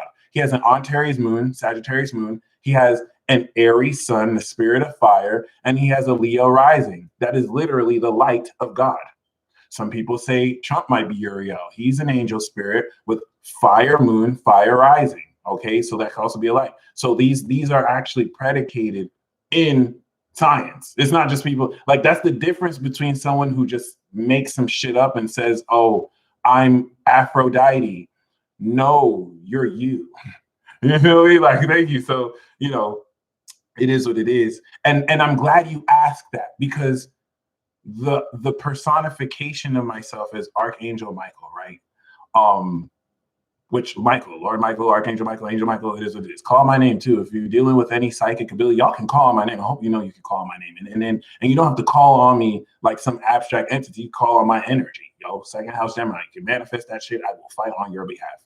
There's a Sagittarius, Matthew, he does that. They be calling on my energy, fighting demons. Like, you have permission. Just have purity in your heart. But this is the thing, because now we're entering relationship constructs, not as the material, physical, social, human nature of me as Michael, but I'm entering relationships as Archangel Michael. That's the Aquarius element. This isn't just a part of my spiritual identity that I hide, like, oh, well, I don't want these people to think I'm weird, so I'm just gonna let them know I'm just a consultant. No, bitch, I'm the fucking Archangel Michael. I have a whole clique of angels. Fuck with me, and we'll see what's popping. Okay, I don't know what you read about us in the Bible. There's the Bible, there's real life, totally different, but holla at your boy. And this is where you want to move. This is why with Uranus square Venus, you know what I'm saying? That's just gonna come off as fucking weird. I'm the Archangel Peace Dealer, bitches. What's popping? Anyone want a miracle? And some people, if people don't look at you like, this nigga's a weirdo, you're not doing it right. You're not doing it right. If people hear your dreams and don't laugh at them, you're not dreaming big enough. That's that energy. That's that energy. It's like the rise of the demigods. Yes, Percy Jackson, American Gods. This is the return of the gods. And watch Feng Shenji if you want. Raphael, thank you. In fact, I really appreciate y'all, because every single time y'all have, like, some of y'all have privately reached out to me to share your synchronicities and dreams, because I know some of y'all have crazy signs of me. Some of y'all have crazy experiences with me, and I'm a part of your synchronicities, and you don't want to tell me because you think that I'll think you're crazy. And the shit you're seeing is crazy. So I understand why you feel that. So for the few of you who do, thank you, because when you share those synchronicities, it brings so much confirmation to me whenever I should doubt at all, that it just blows it away. And the timing of where it sends it is just undeniable. So thank y'all, because we're really co-creating each other, and it's lit. So mind you, this doesn't end with Aquarius. Aquarius isn't the last zodiac sign. I like to believe it is, though. Sometimes I like to believe Pisces is the first, or Sag is the first, but we can put Aries, right? Nice, Shay. That's what's up. That's what's up. I'll be with you in spirit. Okay. Malika, thank you so much. Shout out to Malika, by the way. And yeah, so we're going to go into Pisces. Everything that Aquarius is sustaining is preparing us for Pisces. 2022, Jupiter will go through. 2023, Saturn will go through. And this is where, based on a strengthened mind, we start to expand imagination. Aquarius is building our neural pathways. Paulette, you are very welcome to share any of my videos. And Pisces is going to build on these new neural pathways, knowledge, rhetoric, narrative, to imagine a whole new life, world, dream, mainly based on the heightened abilities and techniques. And so when I say superpowers, the supernatural is in the mundane. So maybe you have been training as a guitar player, or maybe you've been running track your whole life. And now this is the state where you can run a 7-second 100-meter and you nail that bitch. And now that's a superpower. That's a superpower. You didn't have to get struck by lightning. You didn't have to drink toxic mist. You just worked hard. Consistency. That's fucking real magic. That's magic. Don't let materialist reductionists make you believe that's not magic. That's science. Bitch, science is magic. So like, what the fuck? What the fuck? It is. It is. So like, there you go. A lot of you are going to realize these supernatural awakenings is, oh my God, I can wake up early in the morning and I can go to sleep early too. That's supernatural. Oh my God. I kicked my toxic habit and addiction. That's supernatural. The trick and the delusion is in believing that there's any difference between the mundane and the supernatural. The supernatural is in the mundane. So don't look for the big things for something psychic or supernatural. You need to look at the little things, which are mainly unconscious to you. So you're constantly psychic. I'll be the case of magic. You're constantly magic. You're just learning to be more aware of it. And so this Aquarius chapter is what's going to bring that knowledge of what you've always been doing, beloved and or gentlemen. I have to be careful with how I say the beloveds, because I remember some of the dudes are like, "Oh, you call me beloved? What the hell?" It is what it is, though. It is what it is. Faith keeps the connection. So yeah, embodying the Merlin. Venus after the new moon in conjunction with Jupiter is not only evolving this construct, but then we have Venus on the 12th, do-si-do, and switch places with Mercury retrograde. And Mercury retrograde is going to pass information to your heart. So first, it's going through Saturn. And mind you, Venus just awakened power. If you notice the, thank you, Divine Local. If you notice the Team Igbo, shout out to the Igbo clan. If you notice, once again, the nature of the awakening with the daily peace reports, and like when Venus gets intensely angry, it starts to earthquake. This is awakened power through your heart that connects, you know, all the other parts of your being. But first it awakened, then it went into Aquarius, then it went over Saturn in a couple days from now, and it will go over Saturn, but I'm going to speak past tense. 2 days from now, it went over Saturn. That's speaking in your higher self, because your higher self is in the future. And so your future is its past. It's weird. But like, yeah, it anchors all the awakened energy, kind of had debris. Saturn's going to polish it, anchor it, master it. Then it's going to go through Jupiter and then evolve. And then it's going to go through Mercury and have you process all of that. Okay. And so by the time we get closer to the square of Mars and Venus, near the end of the transit, it's going to start to exactly square on the 19th at 22 degrees, the assassin degree. And that is what will push accordingly. This is when Venus will now start to overtake Mars and get ready to catch up with it. And Jupiter moving so fast, you know, individuals or forces who may seem on the surface to be so against you, because a lot of what you're saying just triggers and you know, challenges what they know, and vice versa, will betray how, whether they're conscious or not, are the seeds or what you said is still working and germinating, and their own experience will have them connect the dots with what they didn't believe you said before, versus now they have to, because it's like, oh shit, this is what he was talking about, right? And this is where you actually now start to, thank you, Grace, we love you too, tap into all this. Who else has gained their clairsentience? Heaven made me do it. That's the most important question that was asked, because thank you, May Ray. I'm like, oh, this is definitely, you know, awakening all the clairs, and it's grounding through Mars the knowledge of your higher self into your body. And so with that being said,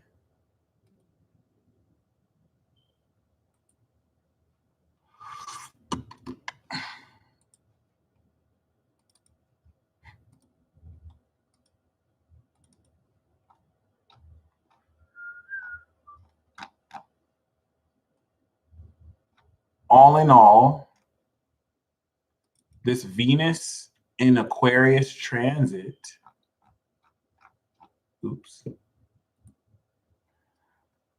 this Venus in Aquarius transit, nice, is set, oh sweet, to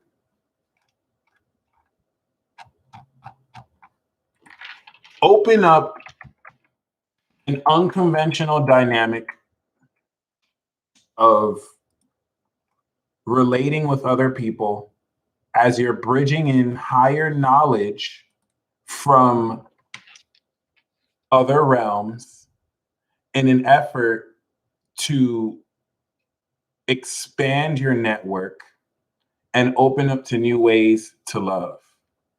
I mean, to come into pleasure.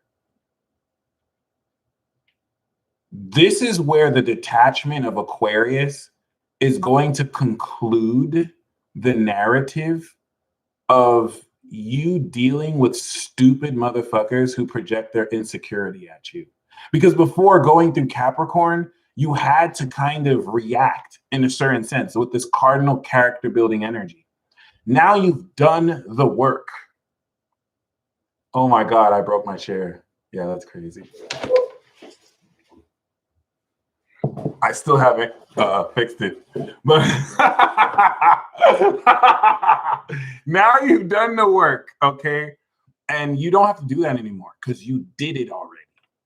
And so you're going to more and more now see the pointlessness of actually interfacing with insecure characters who need to project on you because you keep on triggering their cognitive dissonance. You're going to more and more step into a stronger autonomy and independence of you, you know, realizing you were right the whole time. And it's not about being right. I will always say it's not about being right or wrong, but contextually and factually speaking, since it was brought to your table that you're wrong about something, you're going to come into victory of, wow, I stood my ground. And whether people want to accept it or not, it's just more openly factual that, yep, I knew what I was saying the whole time. And you did the work by maintaining that perception. And so, you know, the more opposition you face will mean less and less. Because once again, coming into July,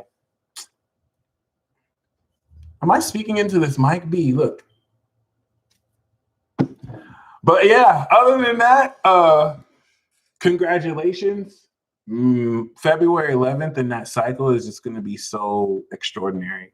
And coming into then open up to new concepts, because it's the reason why it's so hard. The reason why it's so hard to tell you what is happening right now is because how can I describe to you my space? Imagine if in a week from now, the next MySpace or the next big thing, thank you, Raphael, comes up, right? So before we even knew about social media networks, how can I tell you about MySpace before we're even introduced to the concept of it? This is the energy we're stepping into next week. It's something that like we don't even have the concept of understanding because it hasn't even been footbook, that's hilarious, introduced to us yet. And this is also analogous to your superpowers. Okay, you're going to understand an aspect of your abilities that is going to be introduced to you for the first time that I can't really put into words because it hasn't come in yet. I don't have a frame of reference to speak it to. Now I'm psychic as fuck. And so I can still do this. But I wanted to show you how linearly it's impossible. Non-linearly, what we're stepping into is the integration of different realms from your astral self, your cosmic self, and your etheric self, which is going to make itself more noticeable now that you have knowledge to recognize what you couldn't. And what's going to happen is you're going to recognize the interconnected facets of yourself through other people. And this is the new moon that will start you onto finding and reestablishing your guild. Now that you've unlocked your superpowers, it's time to know your soul group. It's time to know your guild. Once again, it's time to know your soul group. It's time to know your guild. Okay? And a lot of this, once again, is because you're going to break free of the old postmodern illusion of separation and start to recognize your energy and spirit in other like minds that vibrate on the frequency you vibrate with. And you'll start to recognize the aspect of you in others. Welcome to God mode. It's not just a move, it's a lifestyle. But other than that, I see we're close enough to the 400 like mark. If we get 30 more likes, I'm spitting a freestyle. And I'm still open. After that, I'm going to do the live readings. I'm going to start with the first super chat. And then I'm going to go down all the PayPal. And then I'll finish with super chat. So I'll be doing PayPal readings first. And then I'll go down the super chat list. Okay.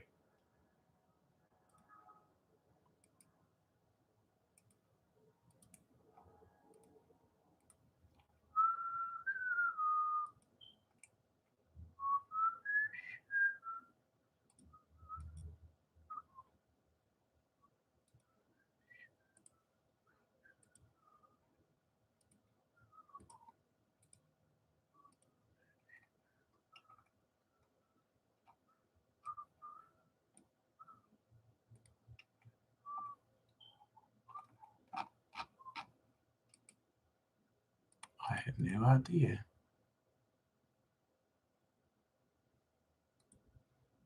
Bet. Oh, we got 11 more.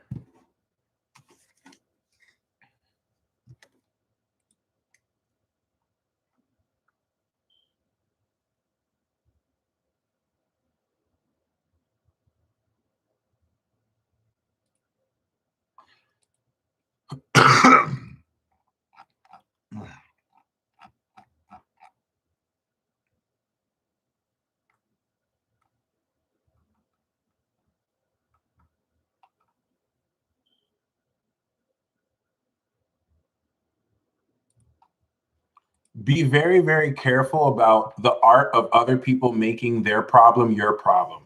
So one big notion of this is the psychological leverage of people's angry emotions.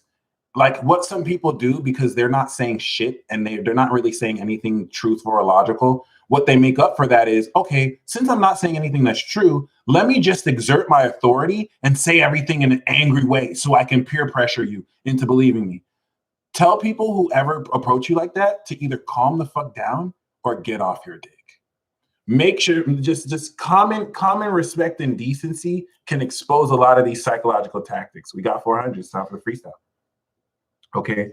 Once again, the minimum for any cards is $20. So thank you, Paula. Please, before you send a super chat, look at the description box for the directions. But other than that, get off my lap. I feel you.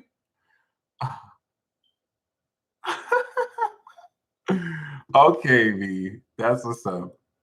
Bam.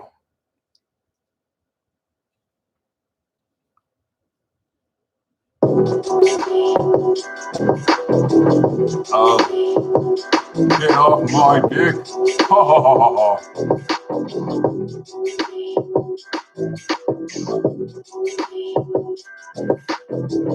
Oh, we got 400 likes. Just get it right. Oh, it is what it is. That's what it do. I'm getting it in. Going out of my comfort zone. Please don't know or know that everything I say come from home. And these words just a symbol, and I pop it like a pimple. At this point, I'm just rhyming, but at least I'm still a god at timing. It is what it is. That's how I started this rap. And this shit is so dope, you can just call it whack. I mean, what the fuck I'm doing, does it even matter? First, your energy. Now you really matter. Anyway, though, I like to flow, but I have a friend that can do this way better, yo. So I'll be right back. I'll still spit on this track, but give me a minute.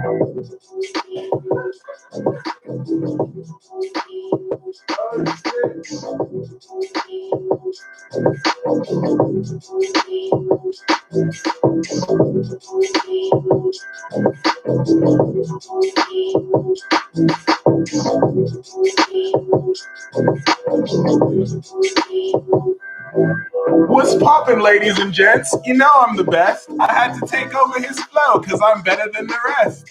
How can you have a freestyle without me? Some knew that I was coming. That's how I be. I precede my reputation. I rule every nation. You just don't know it yet. I rule under the covers. Wait, not necessarily your mother, but something similar. I just get to whatever. I'm not even spitting stuff and it's still kind of dope. This unintelligible lyric is really the max. And if I add an accent, Oreo will be your glorious host. Oh my goodness. And you're laughing, but I'm just spitting fire. And I hope you're not getting burned. And I will never ever retire. And I roll like 50 tires. Not much like ecstasy, but I can still get you feeling ecstasy with me. Oh. And I really, really killed that. I took the knife and stabbed its heart. Yes, I really did that. And yes, my accent flows in and out, but it don't matter because I really just put this plate and flow on your platter. You can eat it up. Would you like another dish? Would you like a side or the main course? Please let me know. And I could get it really quick because that's what I make with my flow. And I really do this. So Oreo is the best rapper alive. And I will battle rap any rapper with this wig on and win 3-0, and it'll be like that. I really rap, that's a fact, and nobody is really seeing me like John Cena. Not like anyone's looking, but it is what it is. And I said what I said. Shout out to Big Empress Energy in my head. Shout out to Merc, the big body high priestess, them goddesses and MCs. If you see this, holla. Boom! But you know what? I got you. We're not going to stop there because I have a remix to a hit that I wrote for two people. A lot of people don't know that I wrote this song and I made the beat.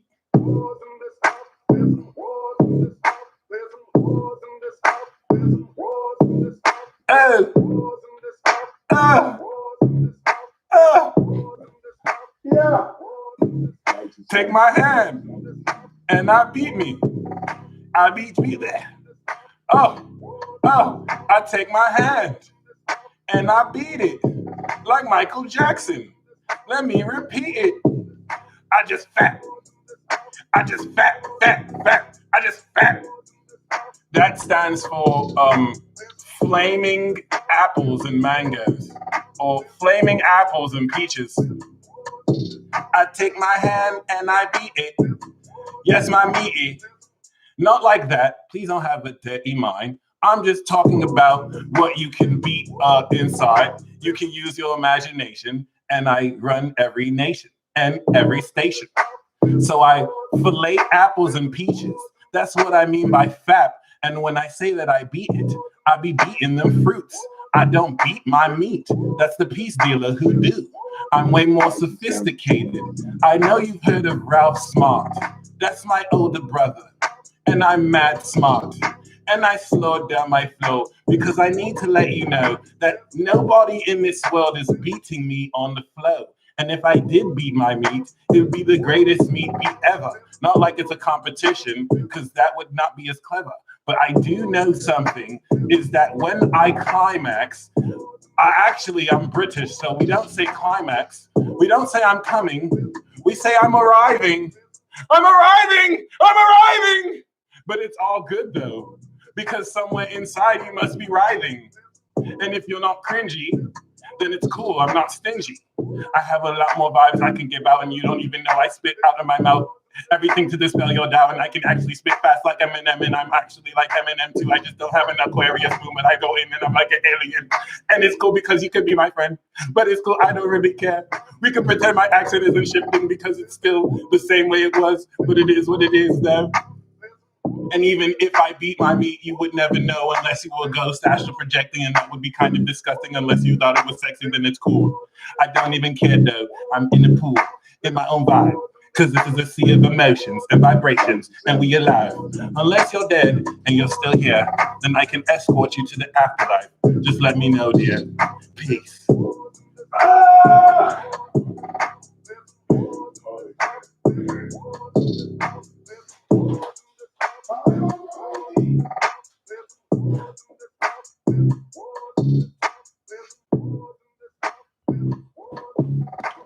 There you go, guys.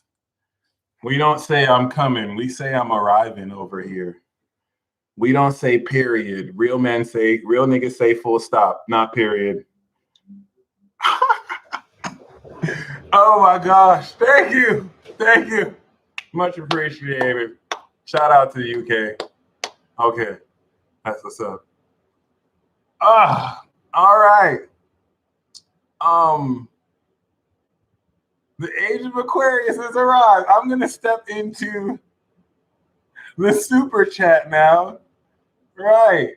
That was fun. Intergalactic, you and me. Make sure y'all listen to that. Let's. Oh, Return of the Aquarius, by the way. This cycle is a Return of Aquarius. So, yes, I am the peace dealer, otherwise known as Magic Mike, that has collaborated with Lotta. Yes, the legendary Astro Lotta.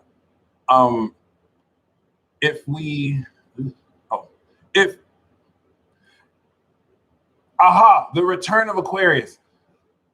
Uranus and Taurus hack. Let's show love to the god Kid Cudi, and listen to Intergalactic, you and me. If that's what it's called, that is Venus and Aquarius in a nutshell.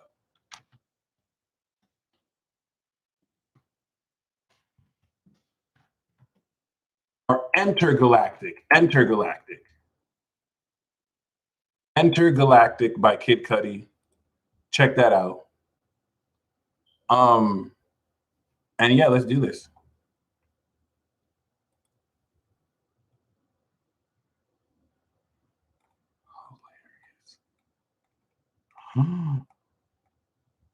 Pop it. Let's go. Heidi.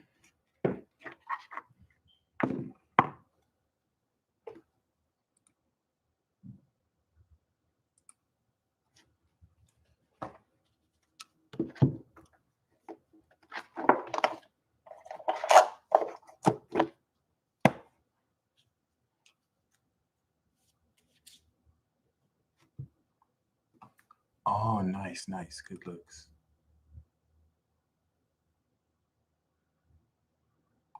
All right. Please continue to hit that like button if you haven't yet. Nice.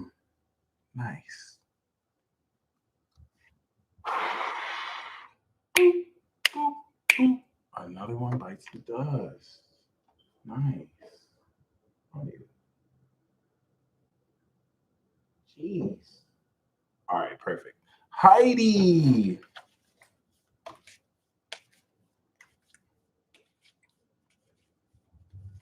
Heidi Simmons, we have past life relationship. You have known each other before. Oh. And that comes with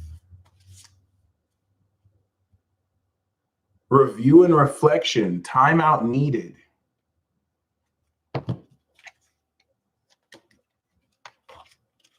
Nice.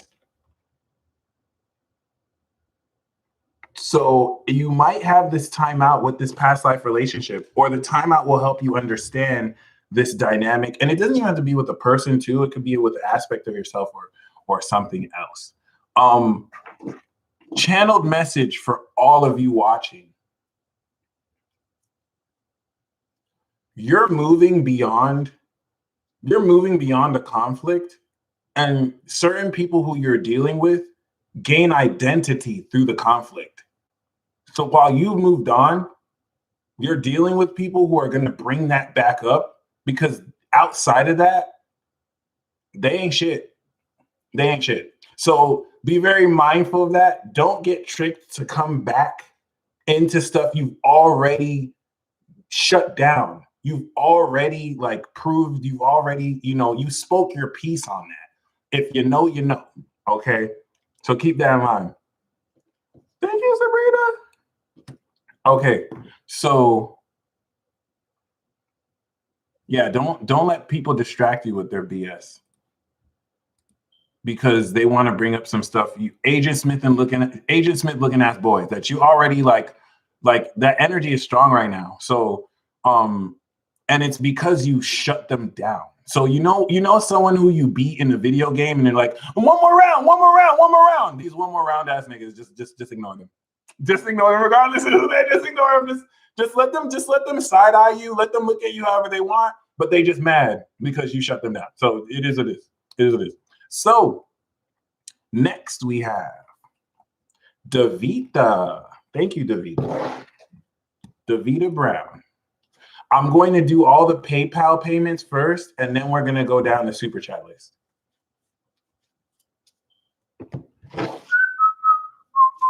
Oops.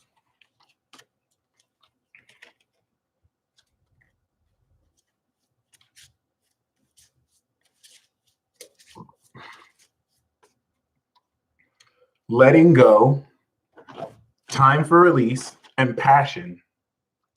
Allow your heart and soul to sing with joy. So Davita, if you're holding in passion in your heart, okay, let it out. However, I feel you're going to release stuck energy that's going to allow you to release. You're going to release stuck energy that will open up space for you to express more passion. All right. So this is very beautiful. I see this reflexively. Full stop. Rebecca White. Thank you guys so much, by the way. I don't really care so much about the money, but y'all who really invest and appreciate and respect my time, I appreciate that so much. And also for the person who ordered the reading, thank you so much. That was Jacqueline. Jackie, much appreciated. Totally got you. Once again, for those who just joined, I have a 50% off sale on all my consultations until the 24th and the code word is cosmic. Okay. Rebecca White, all natural Rebecca.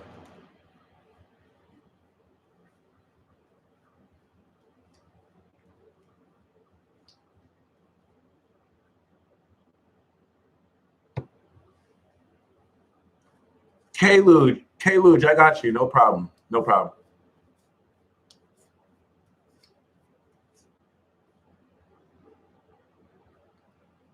So we got blessings and thanks, abundant universe. But before that, we got pay attention to the red flags. The signs are cautioning you. Okay. So I feel like pay attention to the red flags first, and then after that, it'll maneuver what you accept. But I almost see, okay, this person could be offering this. So it's not that it's all bad. It's not like, oh, I can't accept it. But just, there's some bad and good, right? Light and dark, dark and light. So just be careful for the red flags. And I also believe that these are two independent messages. Be careful for the red flags in relationships. but also, you know, the more abundant and thankful, the more you'll be opening up so much abundance for yourself. Okay. So next we have Alexandra Zernova.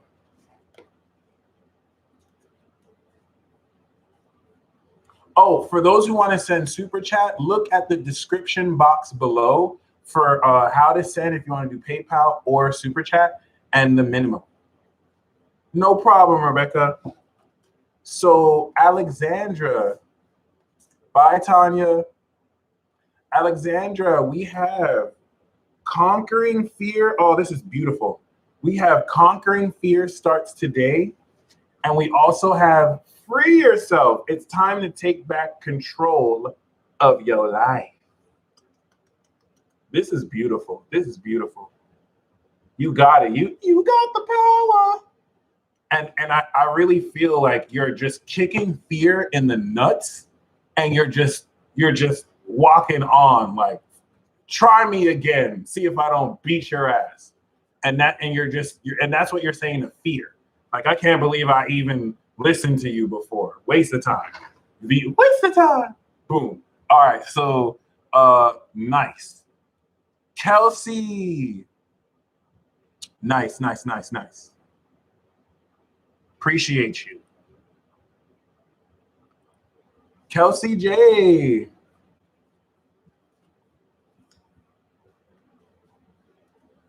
By the way, guys, some of you are connected to the collective. For those of you who are super individual, you may not resonate with collective readings because you're individual and you're specific. Doesn't mean that you can't, right? But for those of you who are mainly collective and you have like Neptune contacts or Pisces, Aquarius, all these readings that I'm doing for other people will apply to you too.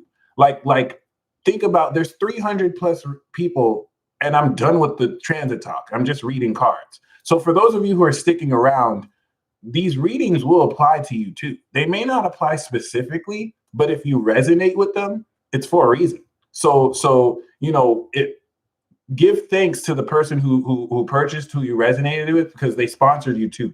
It doesn't have to, but if it does, that's why. So Kelsey, we have retreat. Thank you, T. Right, in every super chat. And letting go. Time for release, and it's time to disconnect from the world. Coincidence? I think not. Time and time. It's time to escape. Not escape. It's time to jump skip this dimension with your boo thing, with your boo-boo. 440 Lex. Your boo's just about to show up and it's about to be like, shall we? And then the portal's gonna open up and it's just gonna be like, all right, we shall. All right. Boom, boom, boom. I'm putting the Venus voice too much. Okay. Thank you, Jose. Thank you, Jose. Much appreciated. All right. Monica Harden.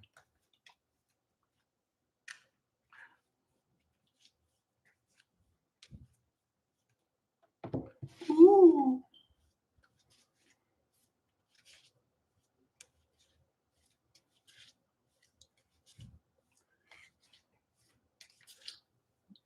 Thank you about the revenge of the karmic twins or the twin flames. Much appreciated. Nice. So Monica, we actually have very soon. Clearly decide what you want so that it comes to you now. And we also have boundaries. Set them daily. So this is interesting because very soon to me seems like Aries season, since that's your 7th house. And so it comes to you now. So it could even be before Aries season. It could be during Pisces. So it could be even during the new moon in Aquarius, which it probably will be because that's your 5th house. So it's a new cycle in your 5th. So yeah, clearly decide. So it comes very soon. And then boundaries, that's your 8th house Taurus. Set them daily, set them daily, set them daily. Beautiful. Beautiful. All right.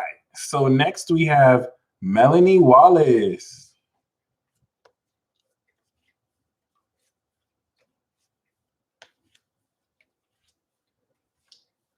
Thank you, Trey.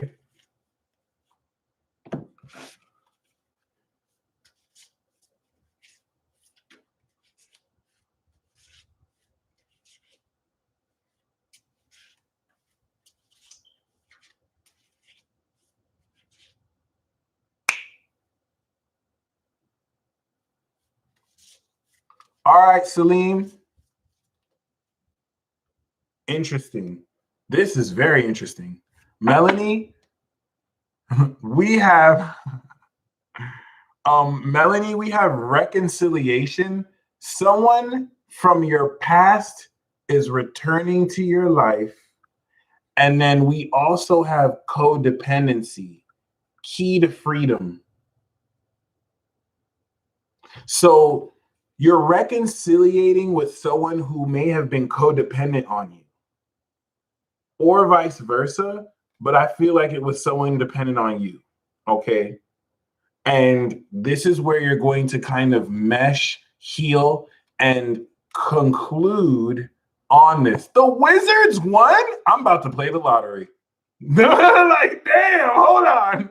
Hold on. I don't even watch basketball. And I know that the Wizards aren't the best team. That's crazy. I got to do something special. This is a lucky moment. I might go out to gamble or something. Because maybe today's just a lucky day. No, I'll show you. That's so but other than that, Melanie, I'm really feeling that strong. What may have started toxic or negative is going to come back around with now that there's been space or greater distance. Or it doesn't even have to be in the context of a relationship with somebody, but okay. He'll be back. What's up, Mike? Pull me one of those bad boys. Why not? Roman's Oracle deck. Shayna Harcum. Let's go. Let's go.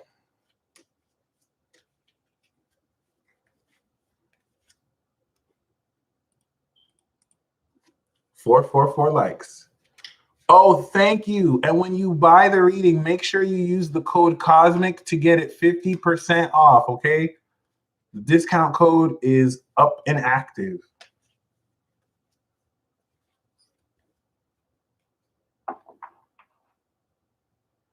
Oh, I think it got gifted to me. Someone sent that to me in the mail. The Sex Position Tower deck. If I didn't buy it, but I don't think I did. Someone sent me that in the mail. Do I still have that? I think I might have given that away. That's a good question. Oh, nice. 444 is Barty. Beautiful. Oh, nice. Whoa. Whoa.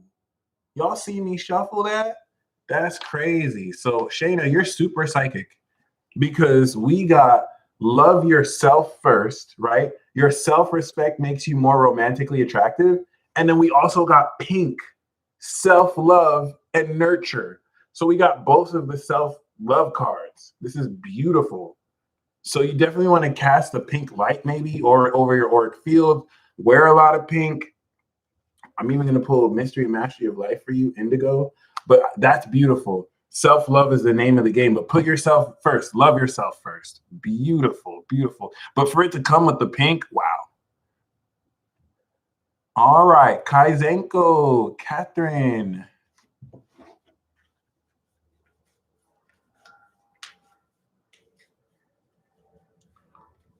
Oh,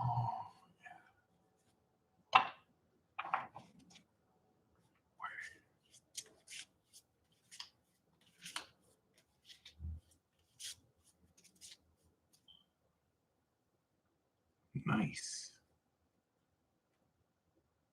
5 free. So, Catherine, we have calling in your soulmate. Your prayers, affirmations, and visualizations help bring you together. Oh, yeah, help bring you together. And we also have transformation, okay? Light and dark. So this to me is your Scorpio moon.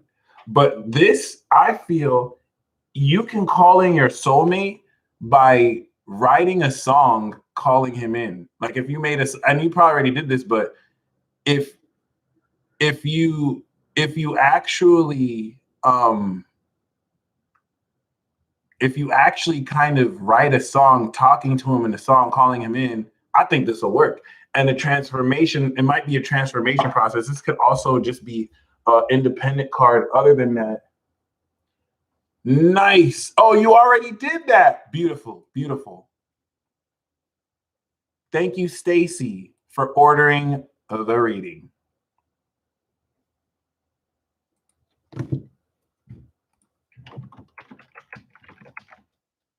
So I am doing the PayPal orders first. I'm almost done with the PayPal, and then I'll get to the super chat.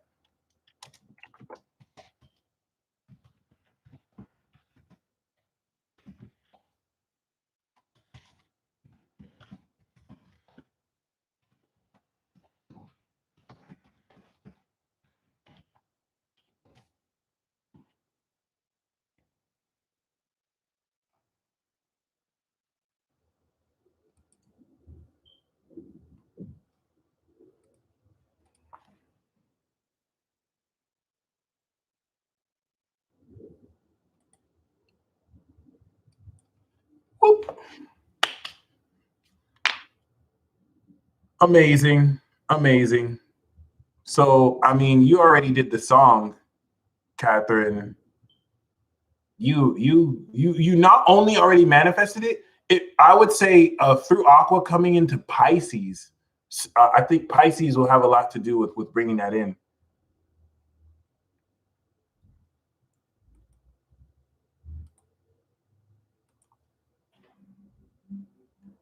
All right, Karina Gomez.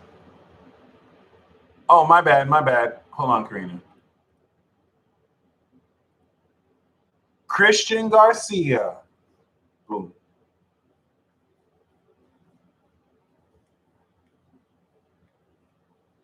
Yeah, go for it. You are welcome to do that.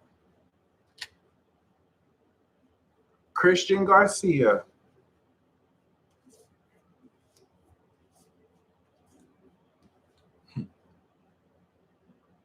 We have let your friends help you, ask for and accept support from others, especially if you're into someone who you have mutual friends with, they will hook you up.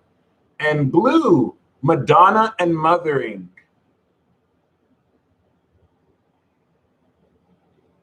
You may want to tap into maybe this divine feminine mother vibration, but outside of the whole mothering thing, this is also you stepping into your regalness. Not, and that's just me, intuitively, reaching or putting out there. But I feel you could actually draw on the color of blue before you do anything. And also, you may even be able to call on this mother figure or any mother figure. But intuitively, at first, I felt this may be the archetype of who you may be connecting with, even romantically. I'm down for a Venusian love reading. Please, if you could email me one, I'll be totally grateful.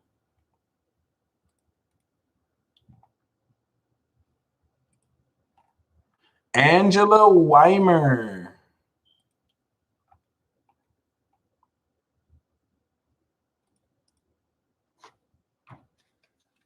Wow, most of your clothes are blue. So you're already on it. You're already on it. Amazing.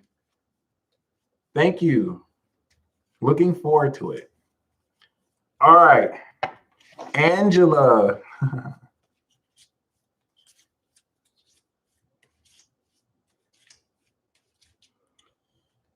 So we have let go of control issues. Allow this situation to unfold naturally. Okay. And blessings and thanks. So any anxiousness you may feel, no problem, Christian. Any anxiousness you may feel is mainly just because of the extra stress around you. You already did everything you can do concerning your situations. And the more you focus on what to be thankful for versus what you may need to control, this will leave this energy and open up more abundance. But I don't sense that this is a problem as much as just a breakthrough tip. And that you're doing, the overall message I get is you're doing beautiful. Thank you, Kai Zenko. You stay blessed, and congratulations with your song. That is so awesome. Nice. And congratulations about your book. Let's welcome Christopher Wakefield to the $1 Billion Vibe Tribe. Boom. New shirts coming soon.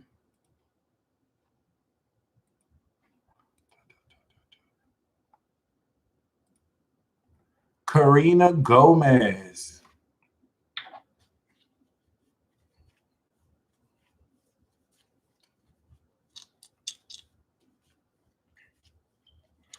Oh, for anyone who wants to join the tribe, just press the join button that's next to the subscribe or the edit, or next to the subscribe button. Ooh, Karina, there we go.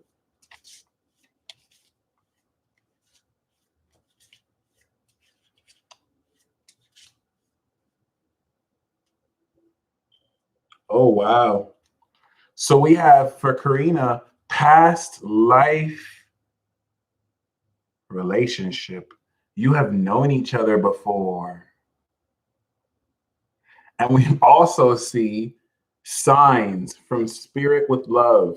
So outside of this card, you're going to be receiving signs that are super clear and undeniable. But I also feel like you're going to gain signs about this past life relationship as well. Let us welcome your friendly Generation X degenerate Capricorn to the $1 billion vibe tribe. That was an awesome play of words. Welcome. Thank you. Awesome. So finally, for PayPal, we have Angeli Rodriguez. Angeli Rodriguez. Thank you, Angeli.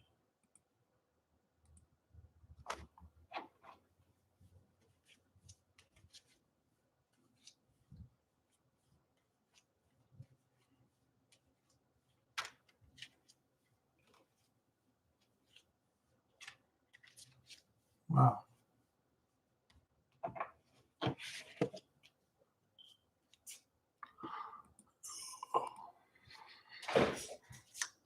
Jose, you can order a shirt on my website. I have a merch store.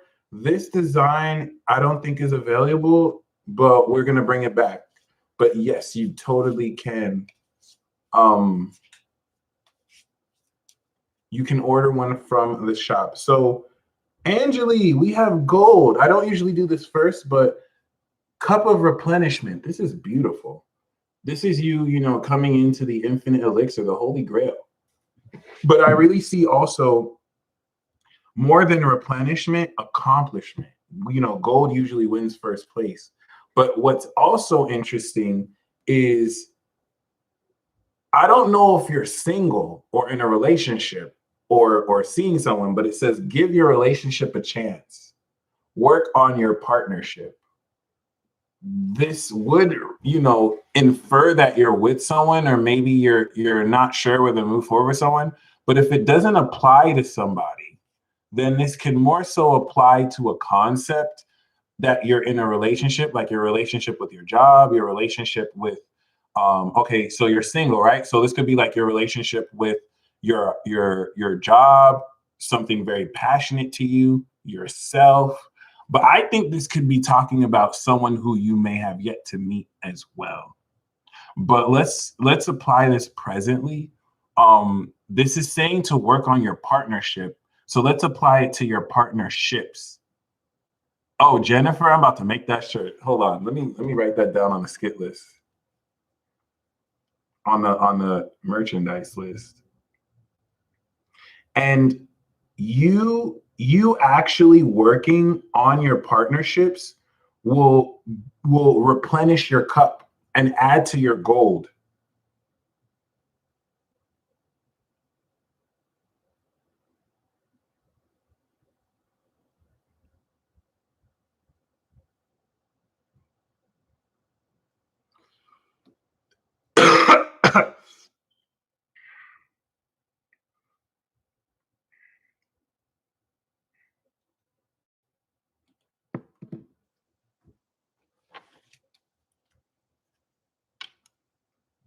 Oh, Angelique, thank you so much. I'm glad that resonates. Saturn in the seventh. There we go. Saturn in the seventh. That's it. Work on your partnerships. And you're also teaching people integrity through that too. So I kind of see that, double. Nice, nice, nice, nice. Beautiful, beautiful. Now we are on the super chat.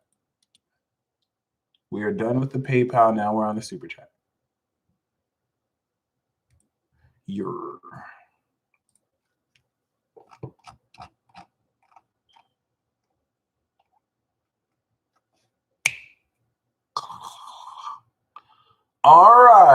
Joa, the alien goddess. 44th birthday tomorrow.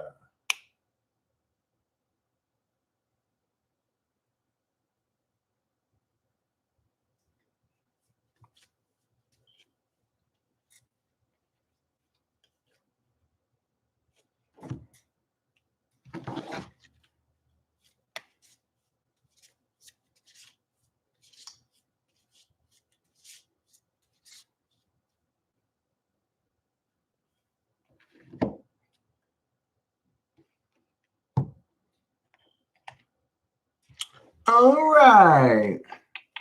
We have, this is, wow. Joa, thank you for making this super magical, because what are the odds? We have let go of control issues, right? Allow the situation to unfold naturally. And then we also have calling in your soulmate, all right? Your prayers, affirmations, and visualizations help bring you together. However, then we also have Kundalini. This solar return is going to help you tap into the rest of your latent untapped energy. I love this card. But most ironically, letting go. Time for release. And what is it that you're releasing? The 12th house Capricorn control issues, which is totally natural for any Aquarius. Because y'all are in the know. 44 all over this night, for real. Oh yes. Happy birthday.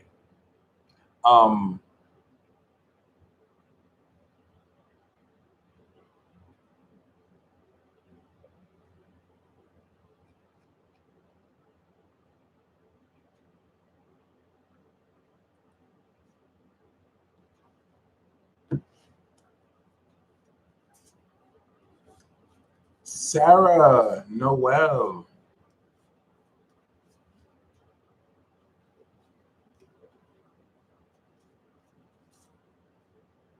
We have go with the flow and paddle on.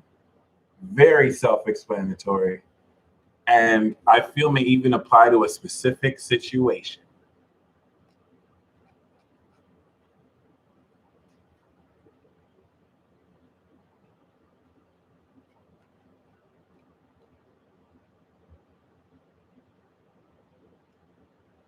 And K-Luge. K-Loogie. K-Luge. We have water, emotional well-being. And this is number 7. I'm drawn more to the number than the actual message. But this is saying maybe incorporate a ritual water, anything, of course, to work on your own emotional well-being. But be very mindful of the synchronicities with water. You're seeing the 44s. Be very mindful of what you see around water and what kind of a message or impression that you gain from that. All right. Especially turn to steam, right? Especially with how you're dealing with your own emotional well-being.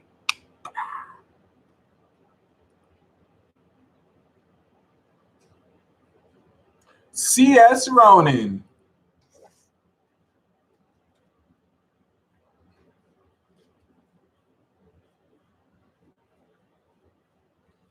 Hank, you can send it to either PayPal or Super Chat. Totally fine.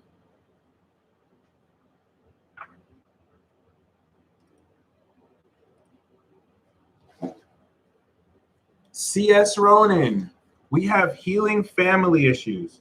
Your love life benefits as you forgive your parents. I've gotten this card before, and I don't really have any like deep resentment. So it doesn't have to be anything like crazy, but just an acknowledgement like, oh, okay, like if there is anything bad, then I forgive him. Air, fly free. And the more you kind of heal and let go of any kind of attachments, especially regarding any family issues, boom, it's going to free you up. But this also, I feel, is you expanding your reach.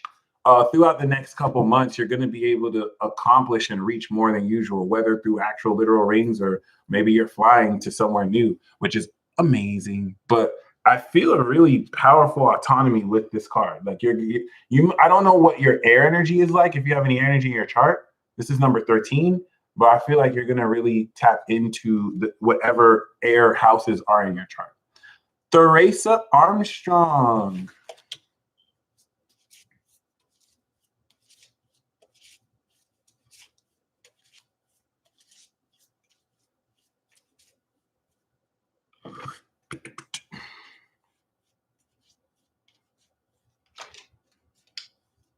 Oh, Teresa, there we go. Theresa Armstrong. I wasn't sure at first when I said it. I was like, I hope I'm not saying it wrong. But good to know. Good to know. So, Teresa, we actually have give your relationship a chance, work on your partnership, and relationships in harmony. We got the 2 relationship words here. So once again, this doesn't have to be with an actual partner. This could be with yourself or partnerships. But I think this is with certain friends. And we're going to say give your relationships a chance, especially if you're dealing with any frustrating people that you're at odds with. This is definitely going to favor just leading forth with love and compassion, and just really being that source that can, through this work, just kind of move everyone past any, pettiness. And you'll be the source of this love. So, everyone is beneficial to be around you around this period. And a beautiful. Okay. So next we have Son Goku. Goku, I see you learn Ultra Instinct recently. I see you were sparring with Whis. Okay, you still got a long way to go, but congrats, bro. Congrats. You done come a long way, fam. You done come a long way. Okay. That's what's up. So we have, oh shit. Yup. Hard work, determination. We got getting to know each other. You and Chi-Chi about to get to know each other so much better. As you reveal your innermost selves to each other, your bond deepens. You had Gohan, you had Goten, you feel me? And now you just have time to chill together. You're not going out training all the time. And I feel like y'all about to understand. And then I've never pulled this card ever before. Okay, thank you, Mom. Thank you, Mom Terry. We have Chakra. I've never seen this card, Light Body. And I feel like this is you just always ascending. But this is you also understanding intimately the different nadirs and energy facet of you, the etheric body, right? So beautiful. It's such a beautiful card. I instantly thought of Ultra Instinct. That's lit. Congrats to Goku. Congrats. Okay. Colby. Boom.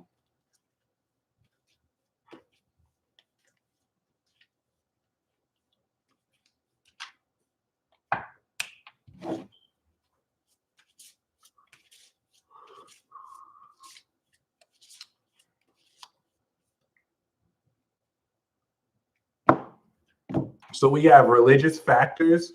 Your love life is influenced by your religious upbringing, but mostly your spiritual path, because you're not compromising at all. You're leading forward with your spiritual path, and you're introducing that into your love life, which is genius. So like that is, of course, influencing who's receptive to you or not, but lead with that. And we also have air, and I also pulled Akashic records, evaluation and review. So with air, I feel like you're utilizing the element of air in your mind to access the Akashic records. And this is where you'll be able to feel free, because these two feel attached for me, or to me. And this Aquarius season, I feel this Aquarius transit end season is what's going to really push you forward into tapping into this facet of yourself like never before.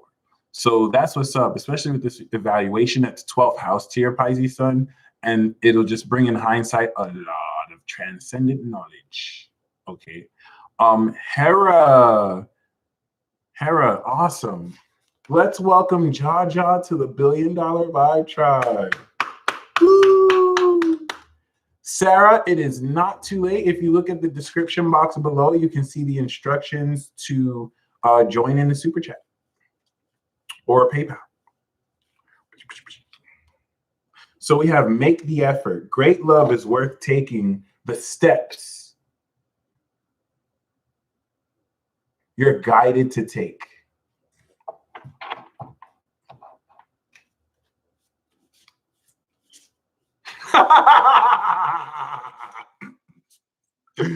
Dude, okay. Ooh, make the effort and mastery and mystery of life. Indigo. So your crown chakra, or third eye and crown, but let's just say like the crown chakra region, regardless, you're opening up to a deeper mystery revolving around you. Without the two laughing faces, I feel you. Revolving around you and unlocking more your role in the sacred symphony of life, which is just beautiful. Especially with make the effort. Melissa Smith, your timing. No problem, Hera, no problem. Melissa, bam. We have getting to know each other.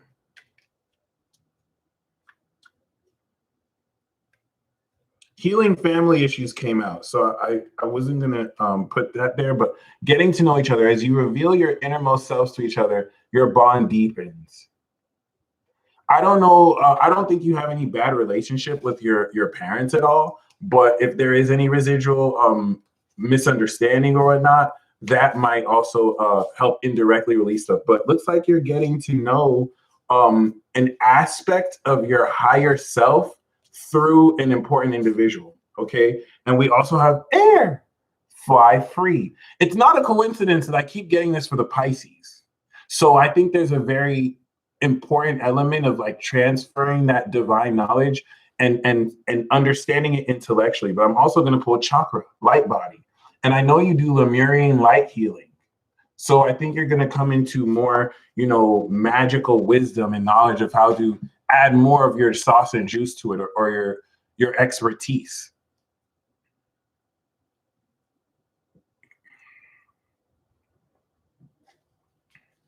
I'm going to show you this again because I feel like there's something that you're going to glean from it that I just can't, not putting into words, but especially with these right here, because this reminds me of the visions that you sometimes emailed me of having, and I kind of see that process of just you being bathed in light, but actually experiencing the process instead of like metaphorically. Sarah, hola. Let us welcome Trey Spells to the $1 Billion Vibe Tribe.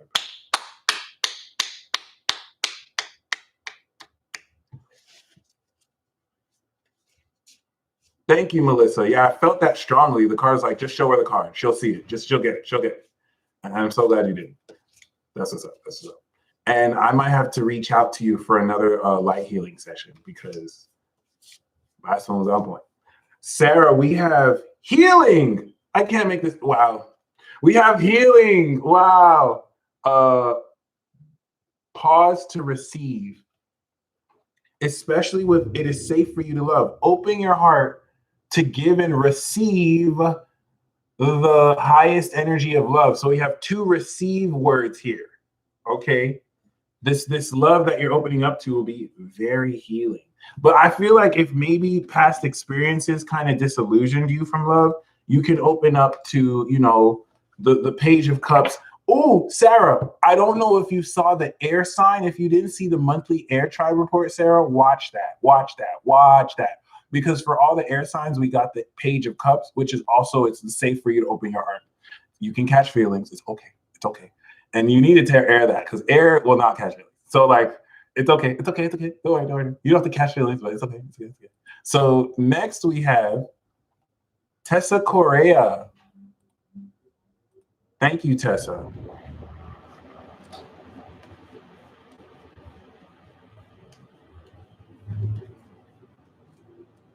Tessa, we have you deserve love. You are lovable. Woo. And next, Tessa, we also have, so we have you are lovable, and we also have boundaries, set them daily. So you are lovable, but you know, people can still get these hands. They can get them lovable fists. You know, set them boundaries, okay?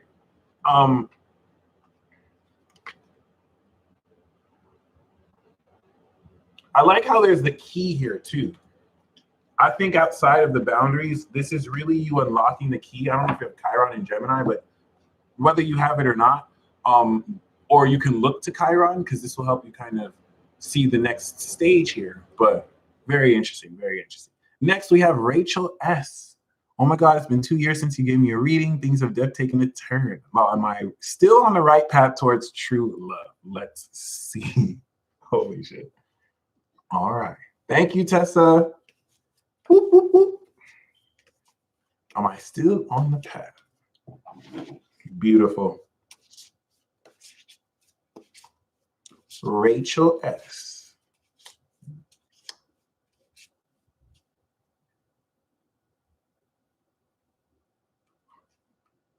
Wow, Tessa Robaldo, are you serious?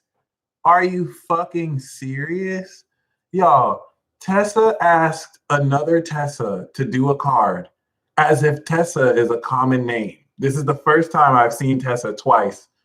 And like, what kind of magic juju is this? What is your sun, moon, rising? Now I'm curious, like, what? What? What? That's, wow. Okay, Rachel, we have express your love. Go ahead and make the romantic gesture. And we also have, wow. Tessa's like, you know what? I want another Tessa to do a card. And you manifested that. Wow. Wow. I can. And if it's not Texas, Raphael, Virginia or North Carolina, I don't know. Good question. We have review and reflection, timeout needed. So Rachel, I really do want to say, oh, see, Sun in Sagittarius, so I can do everything. And Moon Source. So I do want to say you are on the right path, because express your love is saying, go ahead. Like, your heart is in the right place. And it's not saying to review and then express your love. It's pushing you to express your love and to really push yourself out there. But in tandem with that, definitely have some time to contemplate, because you're going to come into so much information from within. Okay. And so glad to hear from you and to connect again. Taurus Sun, Libra Moon, and Rising. Oh, and if you're talking about true love, the new moon cycle, Rachel, in your 5th house is going to be geared towards unconventional, extraordinary romance and new love. So you are on the path. Congratulations. Which, as a Taurus Sun, might be linked to your career and the 10th house to your Taurus Sun, or, you know, outlook of public reputation and what you're working through to that. Maggie, word.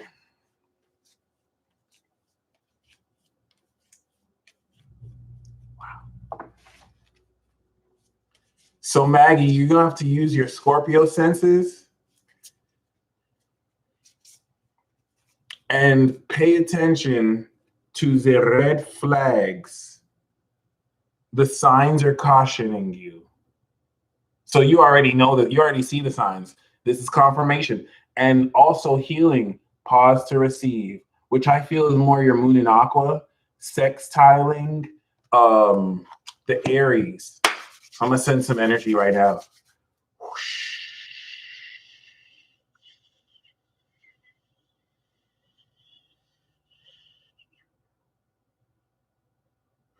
Ooh. Beautiful. All right. And concerning this, you can really, ooh, this was under it. Shine on. I've never seen this card. This is talking, I have a vision of you being like in a comfortable place. Any place with a calm environment that has energy that you like, go around there, pause, and you'll just absorb and soak it up and come into the healing. And you'll also come into the knowledge and wisdom of that area. Anyone who is thinking there, any knowledge that comes in, I think that's an aqua moon property you may have or tap into. So Sandy, both Tessas are Cancer risings. Come on, come on. Oh my God. And then Sun Leo, yo, so Leo is Sagittarius. Let's just be real. Leo is just a fixed Sagittarius Or Leo is a diva Sag, and Sag is like a dancing Leo. Well, Leo dances, so I'm sorry, it's misleading. But like, come on, son. So like, wow, that's nuts. That's nuts. That's nuts. Leo's 5th house is Sagittarius, and Sagittarius 9th house is Leo, which is an affinity. So that's wild. Okay. That's wild. That's so wild. Okay. Holy shit. So Sandy. Now that was magic. That is magic. Holy crap. Wow.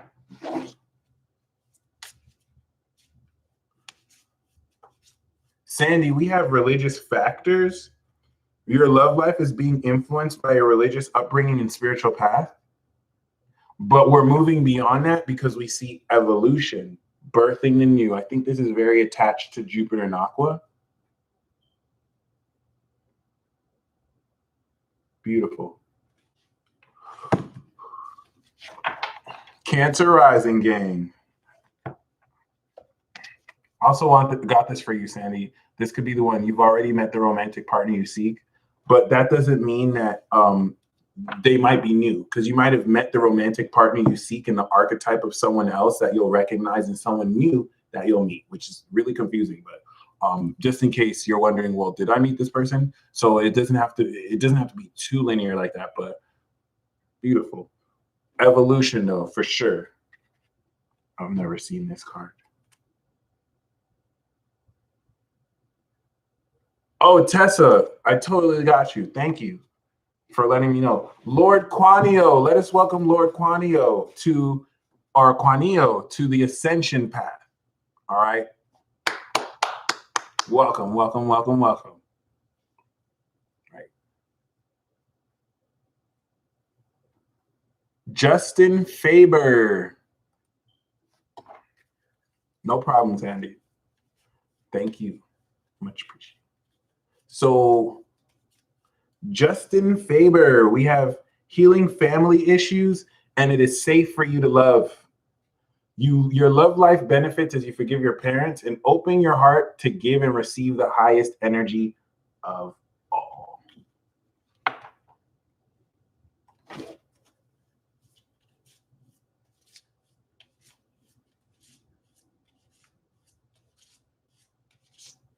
Oh, okay. That's what you meant by you're going to use another profile. I feel you. Bad. So we also have karma and communication. Speak up and be heard, but more so karma. Untying the knots. This is definitely tied to Saturn, which looks like it's an Aquarius in the space, the universe. So, you kind of forgiving your parents is kind of attached to your karma and opening up your heart too, which is beautiful. Very, very, very, very awesome, actually. Shannon, will I ever learn to stop giving my power away to freaking posers? That's such a great rhetorical question. Because yeah, I mean, it's only once you decide, but I know you're asking because it's not as simple as that on the surface. Oh shit. I don't know if Capricorn's gonna find love, but you're gonna find more money. No, I'm just playing. Let's substitute love for devotion and loyalty, and you got some. Okay.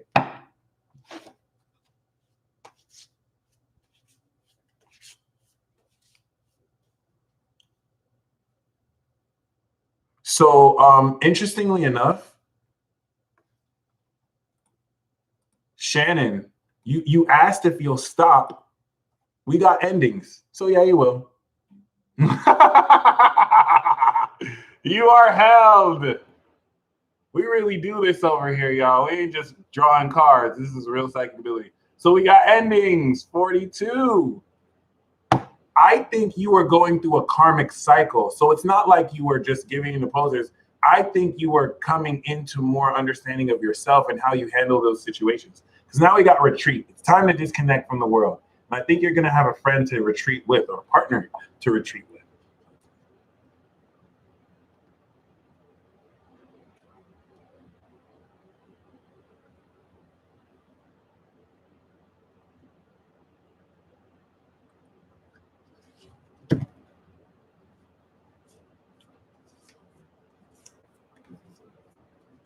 Thank you, Justin. I'm so glad that resonated because for your reading, it felt integrated, like it was all tied together.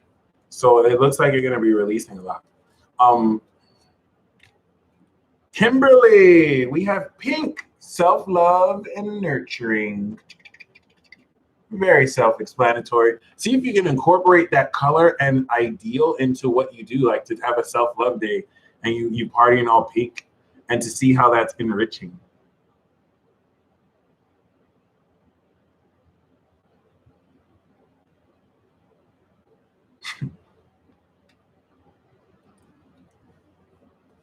Divine Local. Queendom, the minimum for, if you look at the description box below, you will see the instructions for the reading, okay? Divine Local, we have orange, connection and attunement. This is a solar plexus color, but this is saying I think you're gonna come into a way to connect and attune to this part of your power center. And with the dancing, I think you're currently in the middle of incorporating a modality to do so, whether through dance, yoga, or just maybe some physical activity or creative activity. Divine Local, I'm also picking up, you're around people who, they think the stuff that you're saying is bullshit. Meanwhile, these people don't know shit. So just keep that in mind. Like just keep that with a grain of salt. Like these people in their own world have knowledge and wisdom, but it ain't shit. It's not shit. Like ultimately, realistically. So keep that as a grain of salt because they're gonna preach to their own choir, but these niggas don't know shit. It's hilarious. It's like a sitcom. Cali Blue 2. Cali Blue 2 is supernatural. Cali Blue 2, we have dimensional gateway. An invitation. I love this card. This is lit. This is self-explanatory. You about to have a supernatural invitation to a gateway to a whole nother conceptual framework of experiencing and perceiving reality, or just you get to step into another world. April Howell, Sun, Libra, Moon, Scorpio, Cancer rising. What do I need to be made aware of this month for career? And thank you, okay, for tuning in. So we do have trust. Even though this is a romance oracle card, let's attune it to for career. You need to have trust in the process. The situation is calling for you to have faith, okay? And we also have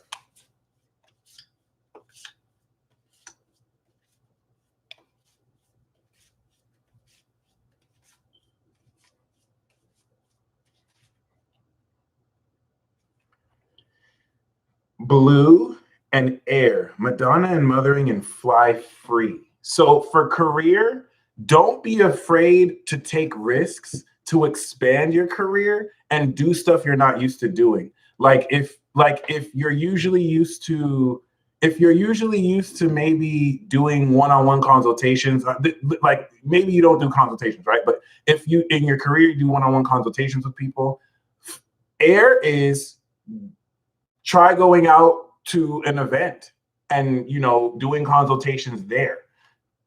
Find practical ways with which you can take higher risks and put yourself and network out there more.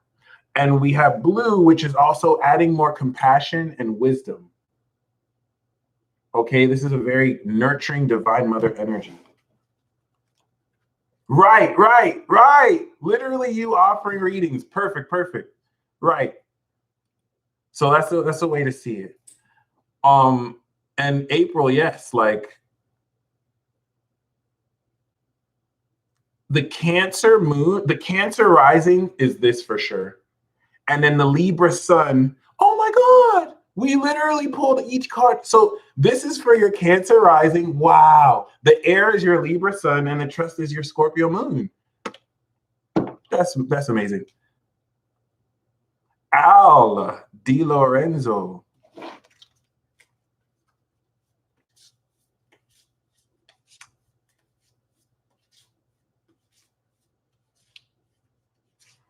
April, you want to see it instead of an issue as a challenge for growth.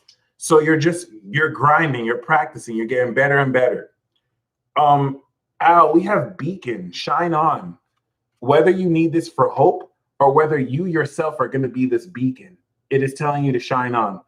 I feel like you're going to come into a beacon of hope and become a beacon. And you already are a beacon right now. So continue to shine, continue to shine. Paula de la Poderosa. Thank you.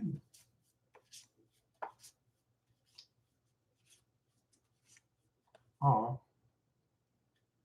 So we have Karma and Blue.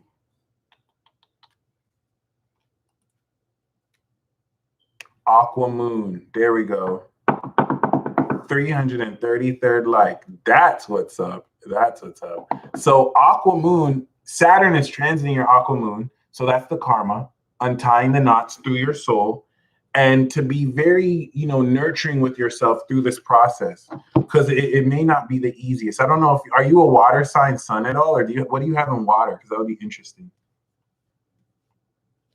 We also have stay optimistic about your love life and healing family issues. Positive thinking and faith will bring about romance. And good night, April. Your love life benefits as you forgive your parents. Bloop, bloop. Scorpio rising. There we go.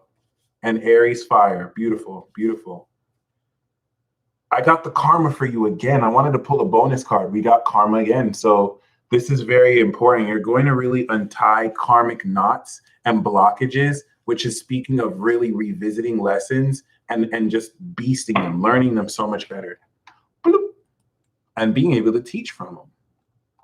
So Gabrielle Bryant.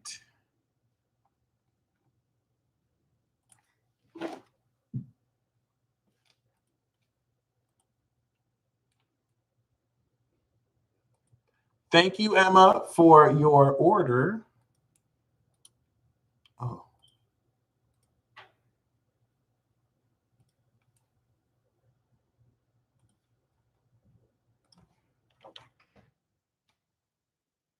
Beautiful.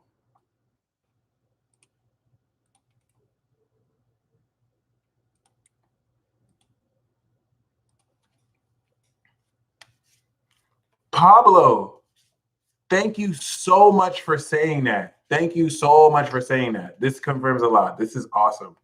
And the fact that everything resonates for you means that you're psychic as fuck, because that level of receptivity is rare. It's not really easy to kind of, you feel me? So that's beautiful. Much love to you too, bro. Really, really awesome. And then I'm really grateful for y'all who stay on and watch. Like this, it's still a lot of energy that's brought into this. So Mother Earth, grounding and support. Okay. You want to connect, Gabrielle, with Mother Earth. But you know what I feel intuitively, Gabrielle? I think you are Mother Earth. So if you watch this and you're still here, let me know your sun, moon, and rising. Because if you have any Taurus or Earth placements, I'm gonna go crazy. But if you don't resonate yourself with Mother Earth, draw on her energy, because she is coming to your aid, or she's already here. But like, yes, Miss Alchemy.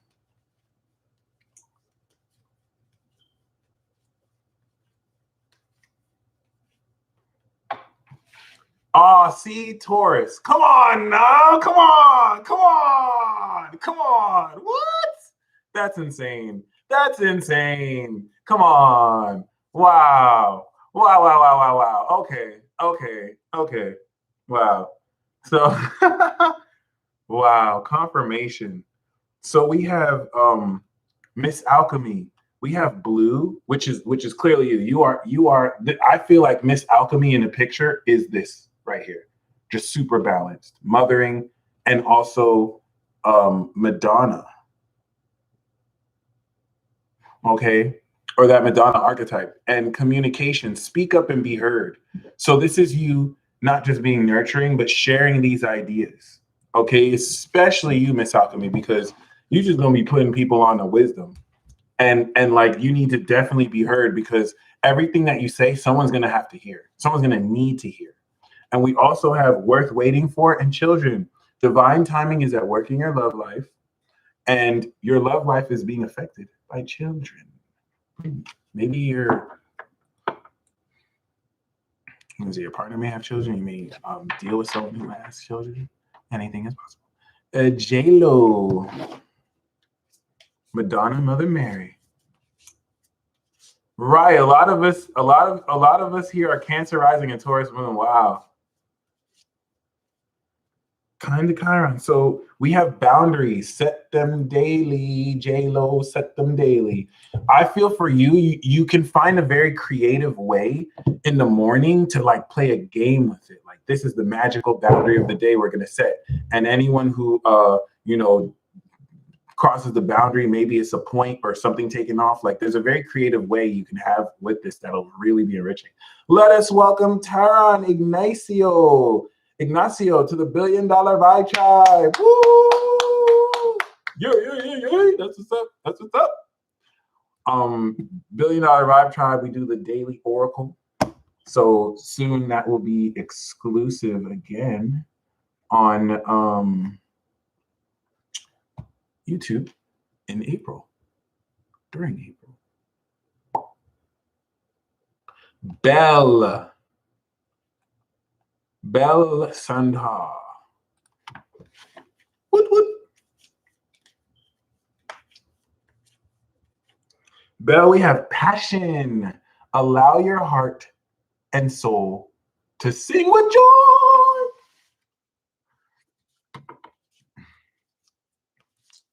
And we also have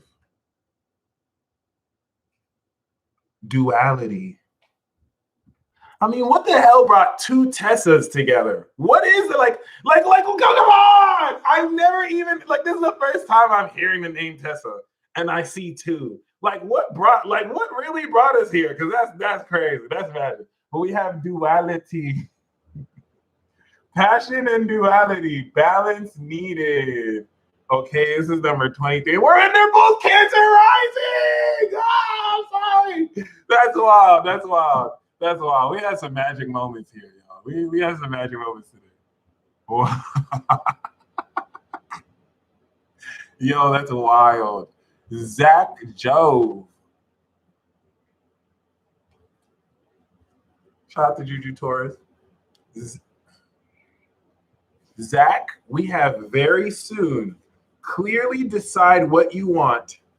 So insane. Clearly decide what you want so that it comes to you now. And Akashic Records, evaluation and review. So Akashic Records, there's the Akashic Records, but I'm getting that you're going to connect with your own unique way of tapping into the cosmic knowledge and to literally connect to it like a library book. And it doesn't have to be the Akashic Records, but we have very soon an Akashic Records. This could even be just reading books. Ooh, I just channeled it right now. I think you have an ability to divine human beings in readings. J777, I do synastry readings. I do compatibility readings. And if you use the code word cosmic in all caps, you can get it half off. What's up, Divine Tribal Soul? Woo, woo, woo, woo, woo. What's poppin'? So nice to see you. Oh, yes. And yes, cosmic in all caps. Just go to my website, look up the synastry reading, and you can get that half off. Beautiful. So what I channeled for you, Zach, is that you can just open up a random book. You can read any book and you can divine the Akashic Records from it. It's almost as if spirit will take you to the right line you needed to read, and you can divine anything. You can divine human beings. You can randomly talk to somebody and they will tell you what they need to tell you. They may not even be conscious that they're doing that. So that's beautiful. I don't know if you have Aquarius in your chart, but or any type of prominent air, and you don't have to, but very interesting.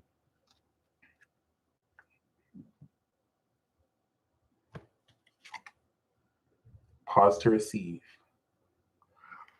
As well, Zach, if you want to go to any area, of course, I'd see Maggie when I pull the healing card. That's so beautiful. I was just thinking about you, Maggie, about what I told you. You commented. So that's definitely confirmation. Zach, if you go to any healing space, any place that's comfortable and just open up to receive, it'll be super healing. Trey Spells.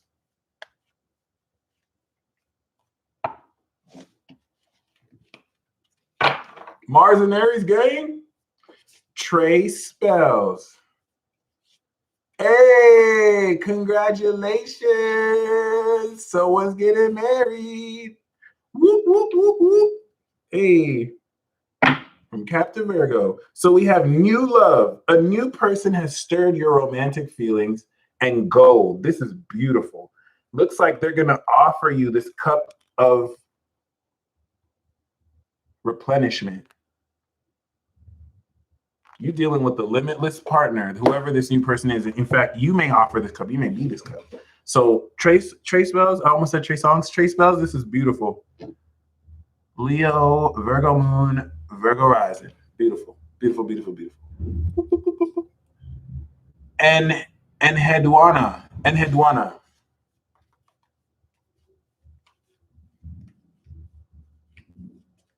So we have attraction. You attract romantic love by enjoying this moment fully, stopping and smelling the roses. In fact, that can facilitate events that people would meet you, because since you are enjoying the moment, you're now, the opportunity cost is being available to where you might have not been, and someone might even be able to, or the right people will be able to connect with you and be inspired. And also we see clarity, go within. So attraction and clarity. I've never pulled this card before. This is so beautiful. This is you right here. Very connected. And the more you go within, the more you can really achieve attraction. Okay, I literally split the deck, and now I see this. Coincidence? I think not. What a magical day. All right. Melanie Summers. Veronica, thank you so much for that insight. That's awesome. Very awesome. We have children. Your love life is being affected by children.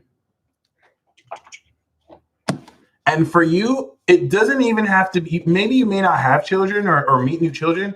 I think children might open up your inner child and help you engage romantically because of just the childlike energy through them. Thank you, Tarot, for the soul. And we also have Mother Earth, grounding and support. Beautiful. Nice. That's so awesome. All right. Next we have Loriana. Thank you, Loriana. Oh, actually, we have Hank. Next we have Hank. Child means the stolen embryo. Interesting. Good to know. Sag Sun Aqua Moon, just like daylight. No. Aqua Moon, okay. So he's the cosmic creator, or the advanced ascension artist. Interesting.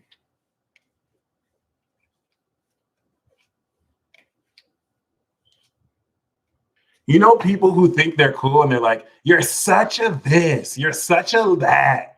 Why are you mad? Why are you mad? Why can't you say to my face, why are you mad? You're such a dumbass. How about that? All right. So, Hank, we have let go of control issues. Allow this situation to unfold naturally.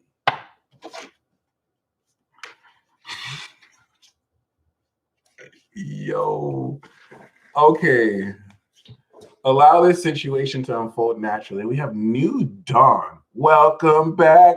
Welcome back. I'm about to listen to this song right after this.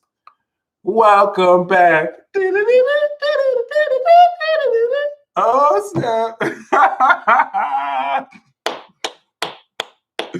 Oh, it's a wrap. I'm about to put that on. I'm about to put that on cue in case I forget. My blue light special. Bam. Oh, Intergalactic. True. I gotta listen to that too.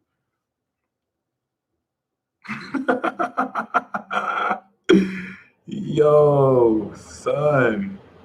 That's wild. I'm in my rebirth period, so yeah, that's what's up. And you can just allow it to unfold naturally. And this doesn't say that you're controlling too much. It's just to let go of any residual stress. So Loriana, nice. We got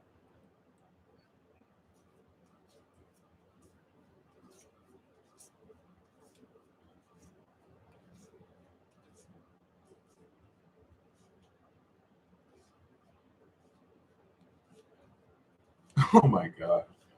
Loriana, we got Kundalini, untapped. And I love this card. This card is so badass. This is what I want so bad. Untapped energy. But you know what? I'm picking up, Loriana. You're gifted at helping other people tap into their untapped energy. So I think you've already unlocked your Kundalini, and I think you're helping others really do so. And if so, I might have to hit you up. Ooh, this is it. This is the best combo we got so far. Free yourself. It's time to take control. It's time to take back control of your life. And Kundalini.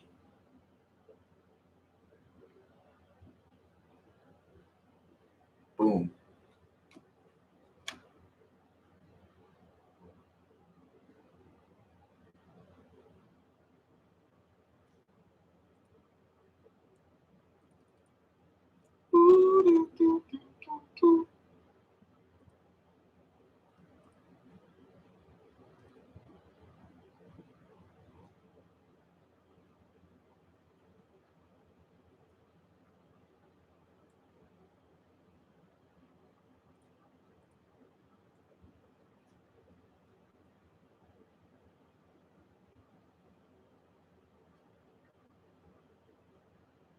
I need to take back control. Been feeling super disconnected. Nice, nice, nice.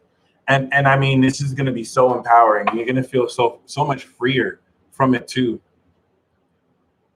Rosa Martinez, beautiful, beautiful, beautiful. I felt strong power just saying your name. Heart-to-heart conversations. Honestly discuss your feelings with each other. Rosa, I think you have a special power in your name, and it's attached to your lineage, the Martinez family. But like, I don't know why, but like, I don't know, maybe you did something, but like, you have like a name power. Like if you say your name, it could like get your spirits up. It's very interesting. We also, I've never pulled this card. Red, safety, strength, and power. Never pulled this card. And I think this is why, because I get the sense like maybe you're the reincarnation of the matriarch of your family. There's nothing linear, or logical to say this is how I feel, but like safety, strength, and power. I feel like you are this force of red. This is beautiful. This is beautiful, beautiful. Heart-to-heart conversations as well. So, bam, we are finished. Oh, nope. Hold on.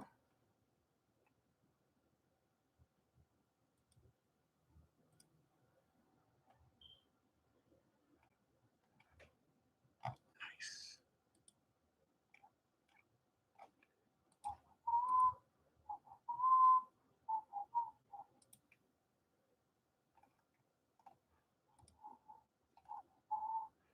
Jonice Smith. Beautiful. So, Jonice, we got past life relationship. You've known each other before, and it is safe for you to love. Open your heart to bring in or to give and receive the highest energy of all. Yep. Okay. Red medicine, bet.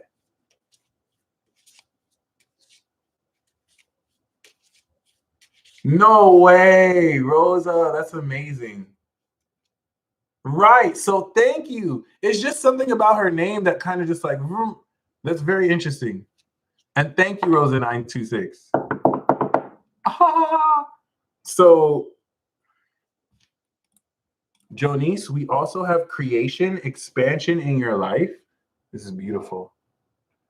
Creation in Sagittarius and ancestors, appreciation and healing. Beautiful. I feel like you're seeing your own personal meaning with this too, and you really want to run with that and really you know, own that. Very beautiful. Next we have Aqua Sun, Scorpio Moon, pure genius, just like The Weeknd. The only contemporary artist with a fucking Marvel imprint, because he's pure genius, motherfucking Starboy. This is definitely talking about stepping into a whole new phase, a whole new awakening. You're leading the collective in a whole new cultural revolution. As far as guidance, Tiger Lily, we have romantic feelings. Your feelings are real and worth exploring.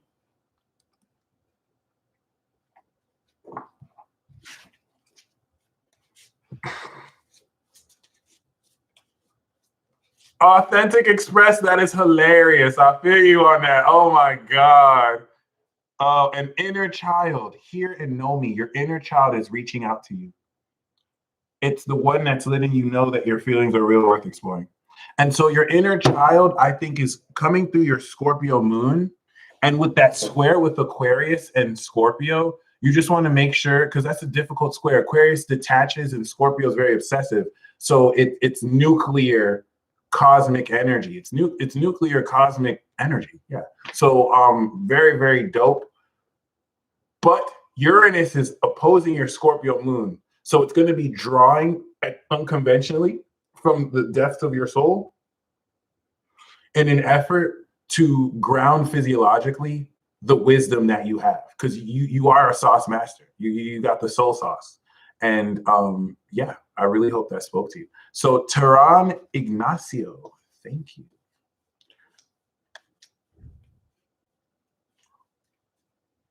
Word. We have retreat. It is time for you to disconnect from the world.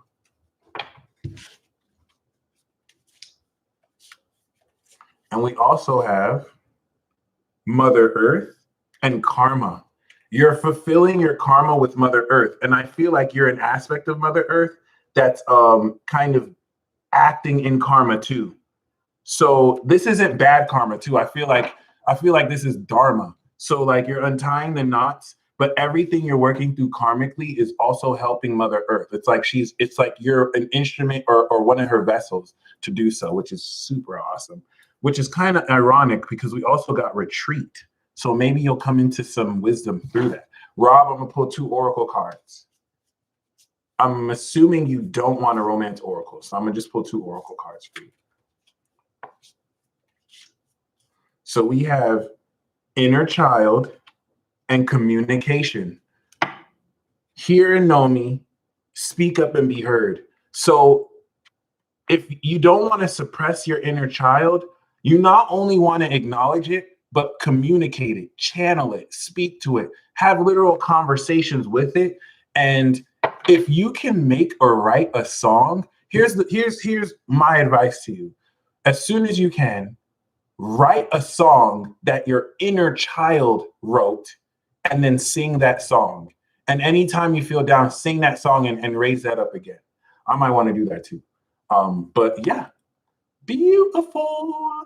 And with that, if no one else wants a reading, looks like we are complete. Beautiful. I'm going to end the stream here. Thank you guys once again. Y'all stay blessed as always. And until next time.